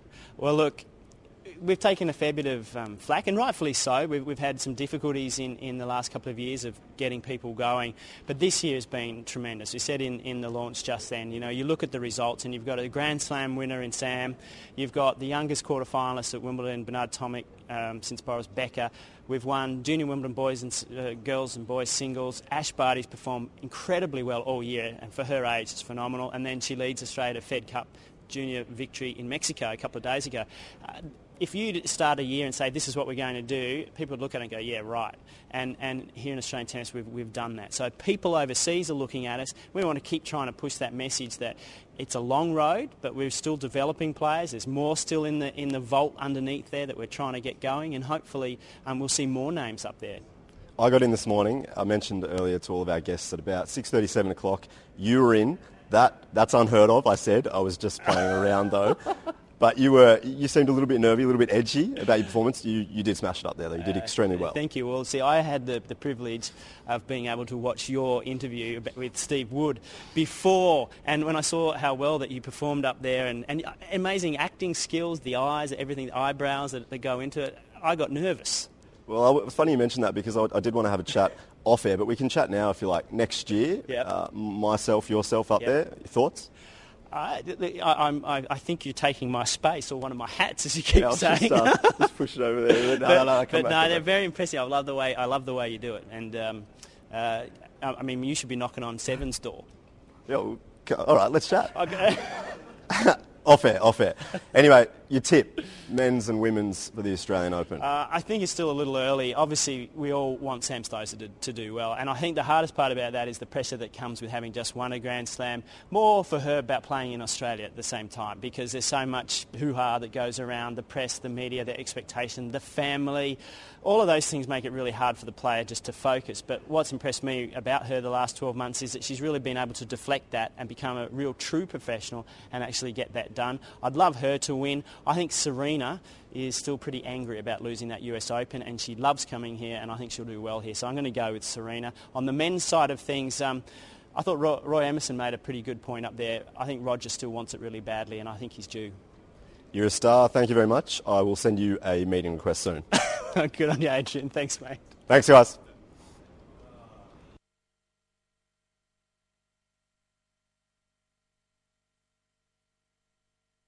Here today, Adrian Franklin, he was a star with Steve Wood. I reckon that was only one take during the Australian Open launch. What are people saying? People can send us a tweet, of course, CJ, and also talk to us on Facebook. Absolutely. We're getting a lot of favourite moments coming through on Twitter now. Anything from coming to the tournament last year and the son being inspired to take up the sport. Boris Becker winning the title here in 91, and a lot of favour for Roger Federer breaking down and crying on Rafael Nadal's shoulder during that presentation, that trophy presentation. So a lot of feedback we're getting at the moment on what people love about this tournament. Getting some questions coming in for Roy Emerson, who'll be with us in a minute. If you've got questions for him, please tweet the Australian Open and hashtag it AskRoy. Getting some good questions in for him now, so we'll see how he goes. Not sure how familiar he is with Twitter. And yeah, that's why I'm this side of the desk. And also a lot of talk, as Todd and Adrian were just talking about the pressure that is on Sam Stosur. And if you haven't seen it yet, Sam is on the cover, our US Open champion is on the cover of Australian Tennis magazine this month. And there's a great poster of Sam in there as well. So pick up a copy. Exactly. Available at all good news agencies, or you can subscribe and have it delivered to your own letterbox. When you look back at some of the highlights that we saw during the launch, you know, the floods, other pivotal moments, what's the one that stands out to you when you think back at the time we've had the Australian Open here at Melbourne Park? Gosh. I mean, there's so many, isn't there? I mean, there are so many. That really illustrated how many really big did. moments there have been. The late finishes. I love the behind-the-scenes shots of Kim Clijsters with Jada and with her husband Brian last year. They were just so touching, and there were so many clips there that just gave me goosebumps. And you know, you remember all those amazing different situations, and it's golden, this tournament. It's such a beautiful event, and we're so lucky to be involved in it. You know, even some of the footage we're seeing now, you know, of walking down that corridor of champions, which, you know, when we work here, we get to walk down there every day. It's so incredible. Yeah, we do. And the transformation of this venue, it's going to take on a even more significant look in the next 5 years. And the change of colour from the green to the blue, we see some of just the great champions. I mean, there have been so many fantastic matches, and I think Steve mentioned that back in 1988 when it was moved from Kooyong here to Melbourne Park, the crowds around about 140,000. Now we're at 650,000. Phenomenal. It is phenomenal, and I was here at this event every day in 1990, and yeah, I mean, it's certainly a lot more crowded around here now than it was then, but you know, just some of the fantastic night matches that we saw. I was there when McEnroe was defaulted. That was an incredible, incredible moment. Yeah. You know, a real favourite. So just so many standout moments, and because it starts the season, starts the tennis season, I think it has special resonance with tennis fans. Well, it certainly owns the month of January, right here in Melbourne and right around Australia and the world. Jennifer Capriati there we can see on screen. Obviously we had a real purple patch here at Melbourne Park. Andy Roddick so often has got to the business end of the tournament. That night match that he played with Eunice Alanawi, I mean, one of the greatest matches ever played here, I think. Just electric, under lights, you know, so incredible. And Leighton Hewitt on your screen, that was his best chance, no doubt, to beat Marat Safin. He just fell a little bit short, but he played some inspired tennis, and we know that Marat Was a bit hot and cold right throughout the course of his career, but when he was on, he was almost unstoppable. Yeah, he was fantastic, and he was also fantastic in the press conferences. Always just so entertaining, Marat Safin, and I think in a way we're kind of still looking for a replacement for Marat post-match. He's got the character, really, yeah. because you know he was so funny and always had a one-liner and just kept everybody really in stitches. So looking for a top 10 man to fit that bill again, I think. Absolutely. Monica Seles, who can forget Monica too? At the peak of her power, she was an outstanding talent, not only here in Australia, but right around the world. Jim Courier, who has, of course, been back here the last few years in commentary, of course. So just to recap, if you're tuning in, $2.3 million for each male and female winner. Record prize money this year. We're going to have Hawkeye on Margaret Court Arena, Grand Slam Oval if you want to come down and enjoy the whole event. With the $29 ground pass. I mean, Grand Slam Oval is going to be bigger and better.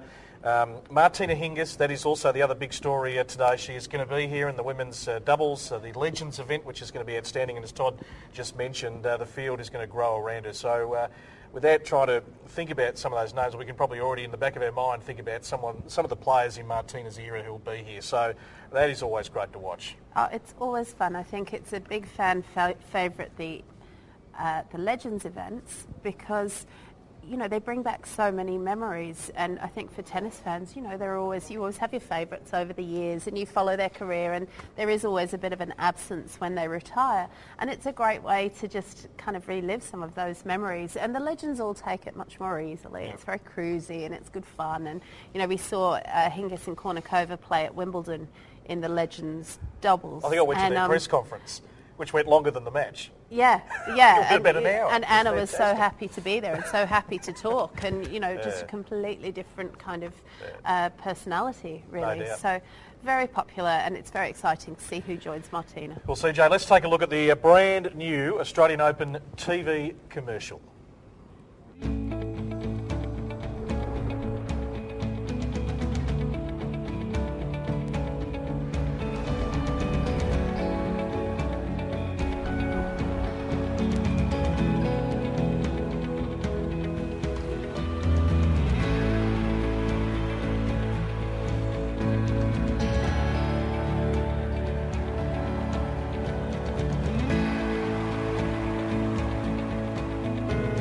Ready, play. At the biggest sport and entertainment event of the Australian summer. Australian Open 2012. Book at Ticketek now. Well, the countdown is on to Australian Open 2012, and that should build the excitement for you. Of course, we'll give you all those ticket details again shortly, but they're going to be on sale as of tomorrow morning. Leading in, of course, the AO Series. We mentioned it a little bit earlier, the Brisbane International, which has recently, Charlotte, been upgraded to a premier event on the WTA Tour. Already announced, Sam Stosur is going to start her Australian summer there on January 1 to 8. Also joined in the field by Maria Sharapova. Bernard Tomic on the back of an outstanding year in 2011, breaking into the world's top 60. He will be there as well, and more names to be announced, obviously, in the next few weeks. It is a fantastic environment, isn't it? I mean, it obviously tries to replicate the conditions that the players are going to experience here at Melbourne Park, and it's a great lead-in for the players as they touch down here in Australia. It's a fantastic lead-in, and I think the facility there is so great because it has that kind of semi-roof over it that's sort of semi-shaded, and that's fantastic. It helps the players to acclimatise, and the facility there was purpose-built for this event. It's just, you know, such a great venue, and we've had a lot of fun up there in previous years. Yeah, great fun. And look, we think back to last year when those floods tore through Brisbane, and you still feel for the people who are recovering. I know I got out just in the nick of time, a flight on a Sunday night before the downpour came. It was quite unbelievable. So the Pat Rafter Arena taking on a major renovation. The Sydney International will follow, and that is going to be absolutely outstanding. Naming Leighton Hewitt will be in the field, and not only that, he'll be the ambassador for the tournament. So hopefully that'll really kickstart Leighton for a big 2012. Yeah, a lot of talk on Twitter this morning about Leighton being named as the ambassador for the Sydney International. And And I think that that's just a fantastic synergy because he's had such a long association with that tournament. He's done very well there in the past, and you know it's his hometown. So now, currently, yes. Adelaide born, but Yep. you know he lives in Sydney. So I think it's just a great association for Leighton. Yeah, going to be fantastic. And no doubt, just he alone will attract other players to come down of high quality. And a lot of the players like to play that week before the Australian Open. Some prefer to practice, but really some like to get that 3 or 4 matches under their belt and get some hardened match practice. Yeah, absolutely. You see, you know, often some of the players that do best are the ones that have a really good run-up because, you know, this tournament, this Grand Slam is unique because there just isn't the players haven't been playing all year. You know, they're just coming back from their off-season. They're not necessarily as fit as they might be. They're certainly not as match fit as they might be because they haven't had weeks and weeks and weeks of live match play to hone their skills. So, you know, the Australian Open, I think players that do well there are players who do take part in the rest of the summer of tennis. No doubt. Hobart is the other one, as you can see on screen there. Great result for Yamila Gaidasova last year, and obviously she's really, I mean, she announced herself, I think, in the 2 majors at the French and Wimbledon the year before, where she got deep into both those tournaments, was able to break through and win her first WTA Tour event, and has maintained her ranking around the 30 mark throughout the course of the year. Great backdrop. Fantastic week down in Hobart as well. Absolutely, and fantastic to see Jarkko actually win that event. Really was the culmination of a lot of that improvement that we'd been seeing over the previous months, and kind of looking, I think, from her to maybe take another step now. She's definitely got the game for it. Be very interesting to see how she starts the season because, you know, she's been living in Australia since she was 12 or 13, so very comfortable in the conditions. You know, comes home, trains here or in Sydney when she's not on tour.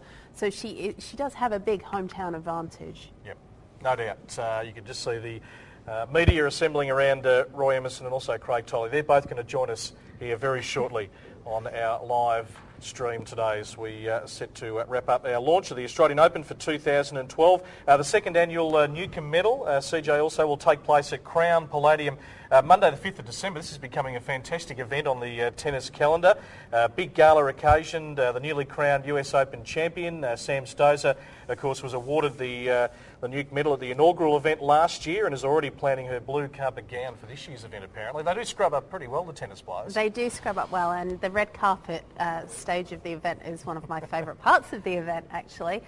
Sam looked gorgeous last year, and it'll be great to see what some of the younger girls bring out for the red carpet as well. I would imagine that, you know, we'll see Ashley Barty there and Olivia Rogowska, also, you know, some of the younger ones, and you know, it's just it's tennis's night of nights. It is, and rightly deserved the individual accolades that come the players' way. All the legends will be there as well. Samantha Stosur, we have to talk about her a little bit more. I mean, she has been the story of Australian tennis this year, breaking through and winning that elusive major, and well, what a time she had in New York.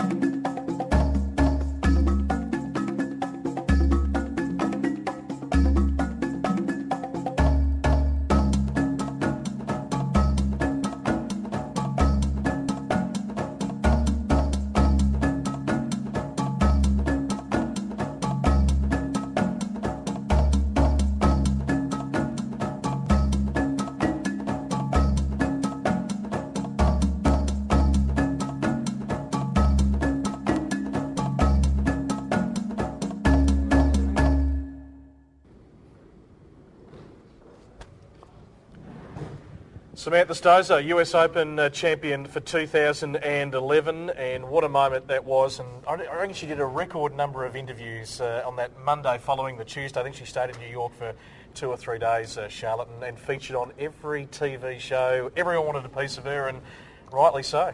And poor Sam just looked completely shell-shocked the day afterwards in Times Square, didn't she? Had to kind of feel for her because she just looked completely overwhelmed by all the attention on all the people. And I think it was just a really, those pictures that we just saw are a really good kind of indication of who Sam is and how kind of down-to-earth she is. Her humility is outstanding, and she doesn't seem to have changed one bit. No, I think I'd absolutely agree with you. She's just as friendly and as accessible as she was, before that momentous occasion a few weeks ago. So, I think a huge thing for Australia to celebrate that victory, and he's hoping there are a couple more. I think there is. I mean, if we look at her game, it's interesting going to that tournament. She certainly wasn't one of the players being talked about, and although she'd had some good lead-in form during the US Open series, and it's so hard, isn't it? In a sport where you're playing all year round, you're going to have ebbs and flows and peaks and troughs, and it's just a matter of trying to peak at the absolute right time, and she did. I mean, from that first match she played in New York, you just got the feeling we could be in for a special couple of weeks. Yeah, absolutely. I mean, I think it's fair to say that Sam's season this year hadn't been as good as she'd hoped for. It was a bit disappointing for her in Paris after reaching the final in 2010. She lost very early in Paris, and that was disappointing for her. And she's a real confidence player, Sam. And, she gets a little bit of momentum, and it might look as if everything had been going badly, but she just needs to get one little toe on the ladder, it seems. And then the momentum builds and her confidence builds. And she has proven that she can achieve really great things with a bit of confidence. I mean, tennis players add little subtleties to their game throughout their journey and looking to try and get an edge over their opponent. But her power just can't be ignored. I mean, that is huge, and that's what has taken Serena Williams to the top. That massive first serve, being able to get in the tee, get the free points in women's tennis is outstanding. And Sam's power, I think, can certainly see her win more than one Grand Slam. Okay, Adrian Franklin who has been part of our coverage, and he is standing by with Craig Tiley, the tournament director of the Australian Open. Mr. Tiley, thank you very much for your time. You've got a lot to think about during the Australian Open. When you walk around Melbourne Park, is there one thing that just hits you and just is a real highlight for you? The highlight's seeing all the fans on the ground. And I think seeing all the people coming to watch tennis lovers, but also people just coming out to have a great time at the event. And there's no question that when we open the gates on the first Monday and the event begins, and all the preparation the team puts in over the year is that's a sense of relief, but also a real sense of excitement. This event seems to get bigger and better every year. Do you ever sort of sit back and just think, how big can this thing actually get? I was actually asked that question earlier, and we are very proud of the fact that we are about the players. We want to make this event a special experience for the players.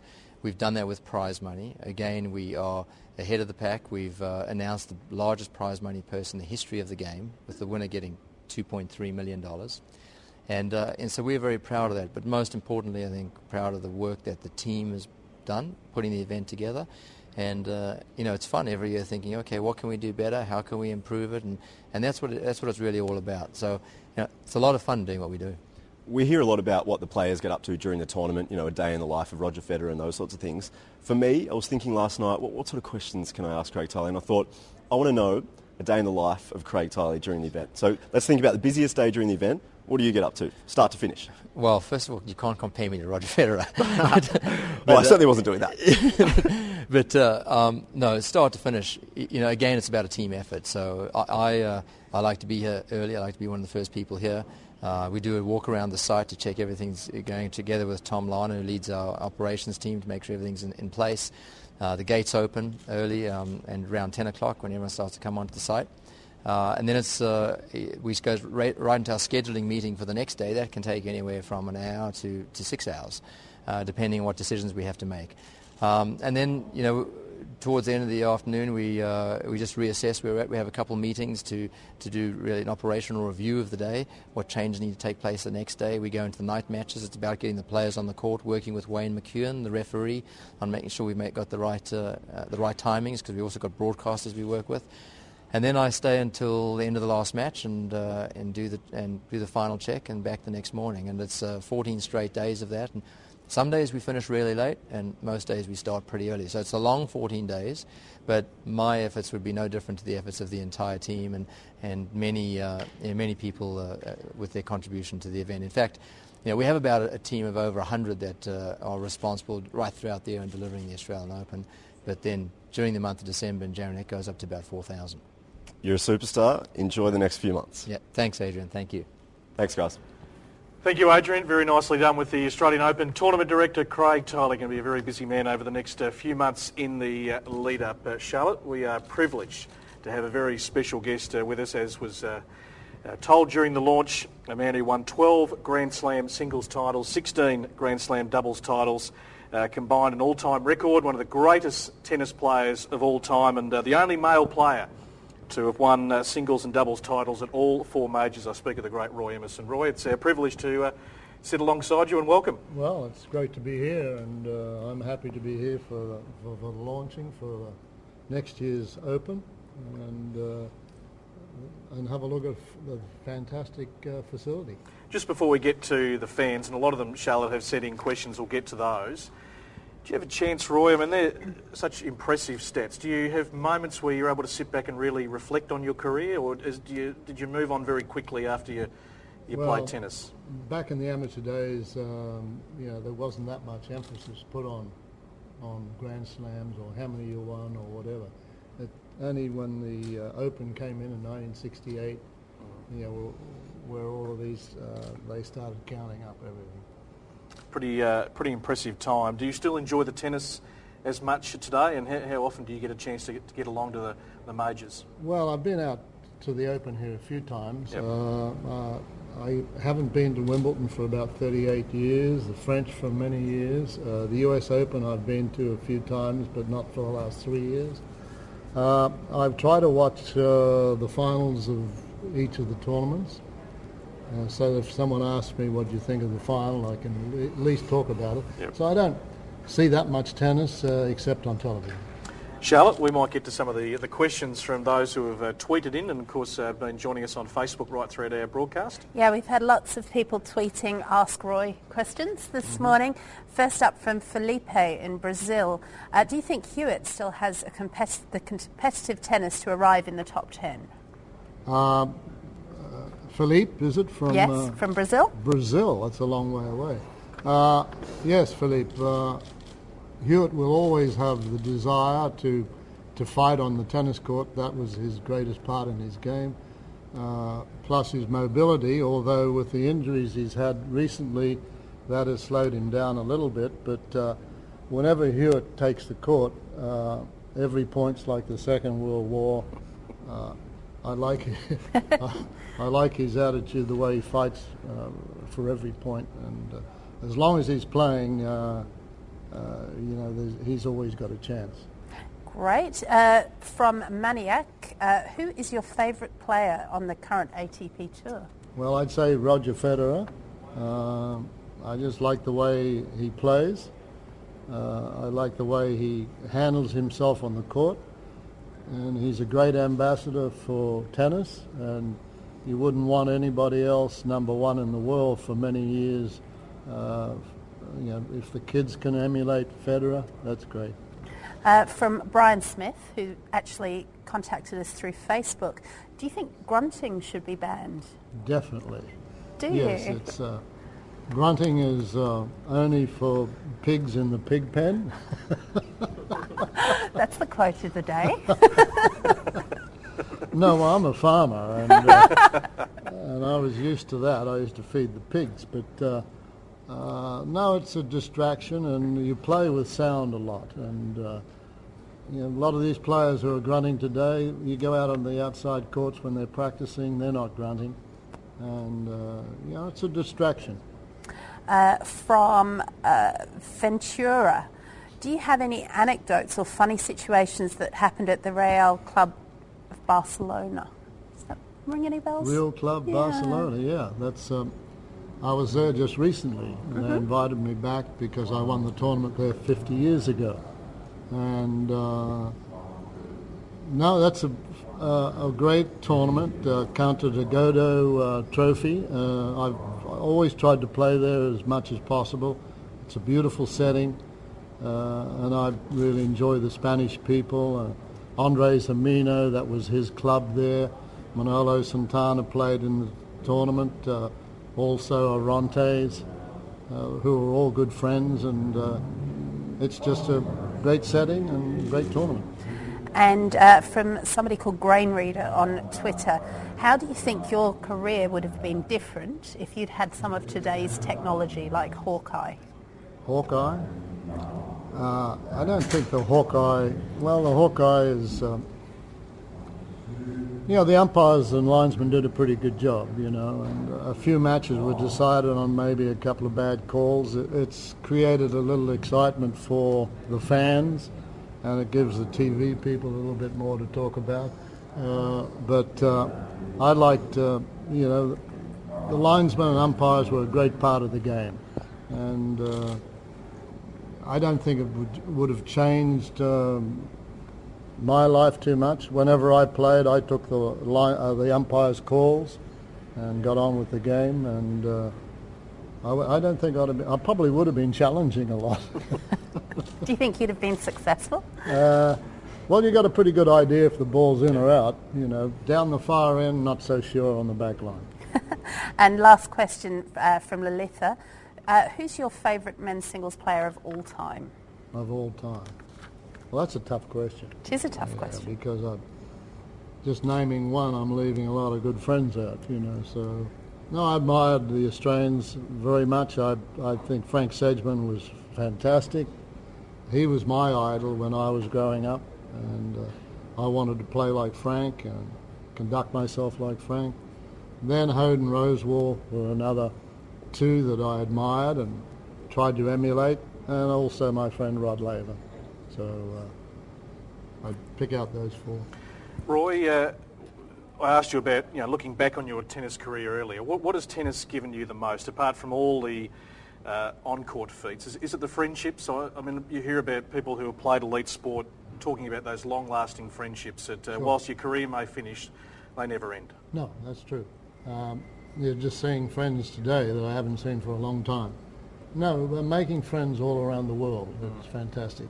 Tennis gave me the opportunity of travelling, and if I hadn't played tennis, I'd still be back in Blackbutt milking cows. And I don't think I would have achieved too much from then on. I'm intrigued, just very quickly, to ask you about Blackbutt, because I did read that.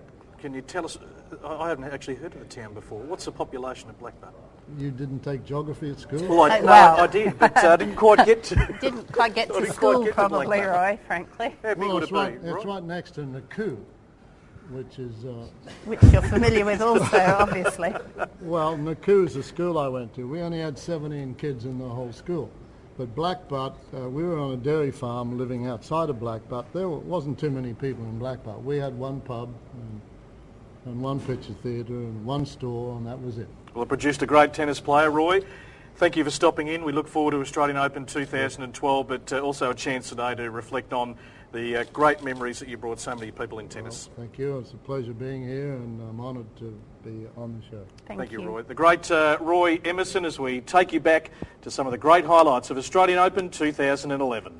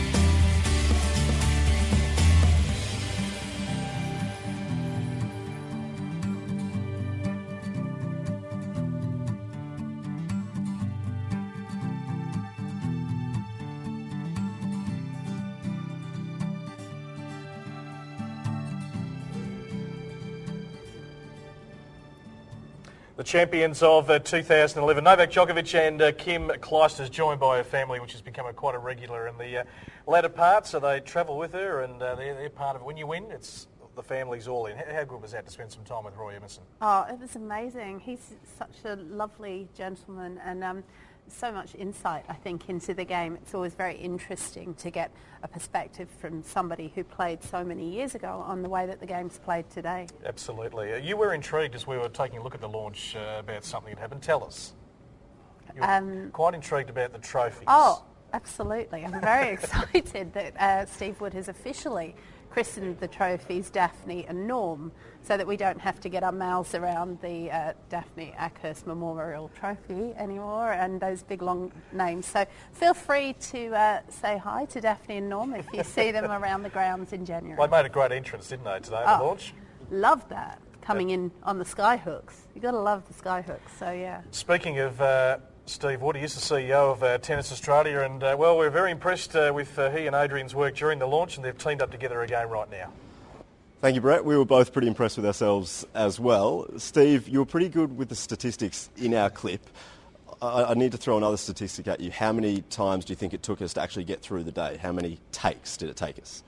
Well, we could look at those statistics, but let me say it was a fair few. The launch, spot on again. It gets bigger and better, like the event. You were pretty impressed? Yeah, we had a fabulous launch. The highlight for me was to be able to deliver the record prize purse for the winners of the singles, and then, of course, the overall prize money pool at 26 million is a world record. So delivering for the players is what we know makes a great Grand Slam tournament, and a number of the other improvements that we've got going on site during the Australian Open is going to be fantastic, but that was really one of the highlights for me, was the prize money announcement. The Trophy Tour hits China really soon. We're obviously pushing into the Asia-Pacific region. Can you talk a little bit about why we're doing that, and as that is one of our priorities? Absolutely. We want to embrace Asia as part of the Australian Open as the Grand Slam of Asia-Pacific, and we see an opportunity to invite all of Asia to join with us and share in the excitement which is the Grand Slam of Asia-Pacific, the Australian Open. And so we're taking the trophies from this launch here now up to China later this week for a 3-city tour to publicise the Australian Open, to build some business relationships, some cultural ties, some sporting relationships, and really look to leverage the Australian Open as part of Asia, and invite all of Asia to Australia to enjoy the Australian Open with us. We've spoken to Roy Emerson just before. Rod Laver was on camera before as well. I mean, how good is it having these guys around and you getting to spend some time with them? Well, it's been fantastic with Rod Laver and Roy Emerson and a lot of our past champions here who helped, in fact, create that position that gives us today with the Grand Slam position. So it was really good to see those guys back, and it's important for us to celebrate our history and our heritage and remind ourselves of the tradition that gave us the opportunity to be a Grand Slam in the first place. And we've spent some extra energy on that recently, and it was great to see Roy Emerson come back and share with him the launch of the Australian Open today. No worries. Thank you very much for your time, and enjoy the next few months leading up to the Australian Open. Thanks, Adrian. Thank you, guys. Back to you. Thank you, Adrian. There with the CEO of Tennis Australia, Steve Wood, and we're going to be seeing plenty of Steve over the next few months as we are set to wrap up our live stream today, the Australian Open launch for 2012. Charlotte, you did have a couple more tweets coming through. Yeah, just a question from On Court Ad as to when the wildcard playoff is taking place. That will be December the 6th to the 11th this year as part of the December Showdown, which is the fabulous festival of tennis that we have at Melbourne Park every December. So that question, still more chat about the prize money and how fantastic that is. A question about when Margaret Court Arena will be complete, upgrade will be complete from Stinger 3. Well, we can tell you that Margaret Court Arena will have Hawkeye this year. which is a big part of that upgrade. Yeah, that's the start of it, of course, and lots of construction going on around Melbourne Park, and look absolutely magnificent over the next 3 or 4 year period. So record prize money, Hawkeye on Margaret Court Arena, Grand Slam Oval is going to be bigger, Martina Hingis is going to be back in the women's doubles. So much to look forward to for Australian Open 2012, and the Australian Open wildcard does kick it all off because 2 young Australians get a chance to get into the main draw of the Australian Open. Then we head to Brisbane, to Sydney, qualifying here, which is always an outstanding few days. Hobart as well. It is going to be a massive summer of tennis. Adrian, thank you for all your terrific work today, being fantastic on our coverage. Thank you, guys. And I've just got a little gift here. It's not actually for me, but it is going to be awarded to the 100th men's champion this year for the Australian Open. So while I've got it around my neck, I think we need a tip from both of you two, and then I'll go back to myself and I'll just have a think about it in the meantime. Who do we think? 100th men's champion? CJ? I hope you washed your neck, Adrian, before you put that on, just saying. Men's champion this year, I am going to pick Roger Federer because I'm sentimental fool. I like Rafa. I think Rafael Nadal has had a really tough year. Novak Djokovic has been superb, but I think Rafa has had some really special moments here in Australia and might just, a bit of time for recovery, really get his body right, and he might be right to go to really start the year. So, Adrian, what about yourself? So crossing back to me, well, Andy Murray. He's always been there or thereabouts. He's one of my favourites, but I reckon he can step up. This thing is pretty heavy as well. Brett, if I can just ask a question to yourself as well. We've spoken in the past about what tennis means to you. It's a real passion for yourself. Summarise exactly why that is. Why is this sport so great for you? Well, it's a global sport, Adrian. I'm lucky enough to cover lots of different sports, and when we think about living in Melbourne, Australian rules football, but tennis for the 2 weeks of January and right throughout the year, following the Australian Pro Tour, of course, right around Australia. And, having a chance to go to Wimbledon, the US Open, these sort of tournaments. I mean, this is a truly global sport. These players, Adrian, are absolute superstars in their own sport, and that's why I've got such a passion for it. So many different characters, so many nationalities, and it just grows and grows. Well, back to me again. Thank you guys very much, Charlotte. You can answer the question now, but I have to say goodbye. So, how good has today been leading up to the Australian Open? I'm extremely excited. Thank you very much for having me, guys. Cheers. I think Adrian's enjoyed his time here at the Australian Open launch for 2012. Thank you, Charlotte. Thank you, You'll Brett. be tweeting and Facebooking all right throughout the summer and the build-up. We'll see you at AO 2012. Are you ready?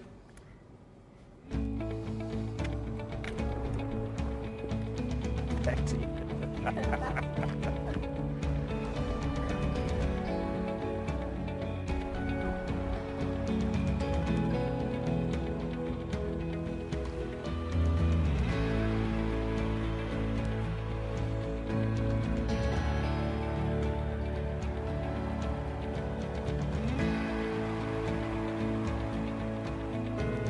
Ready, play.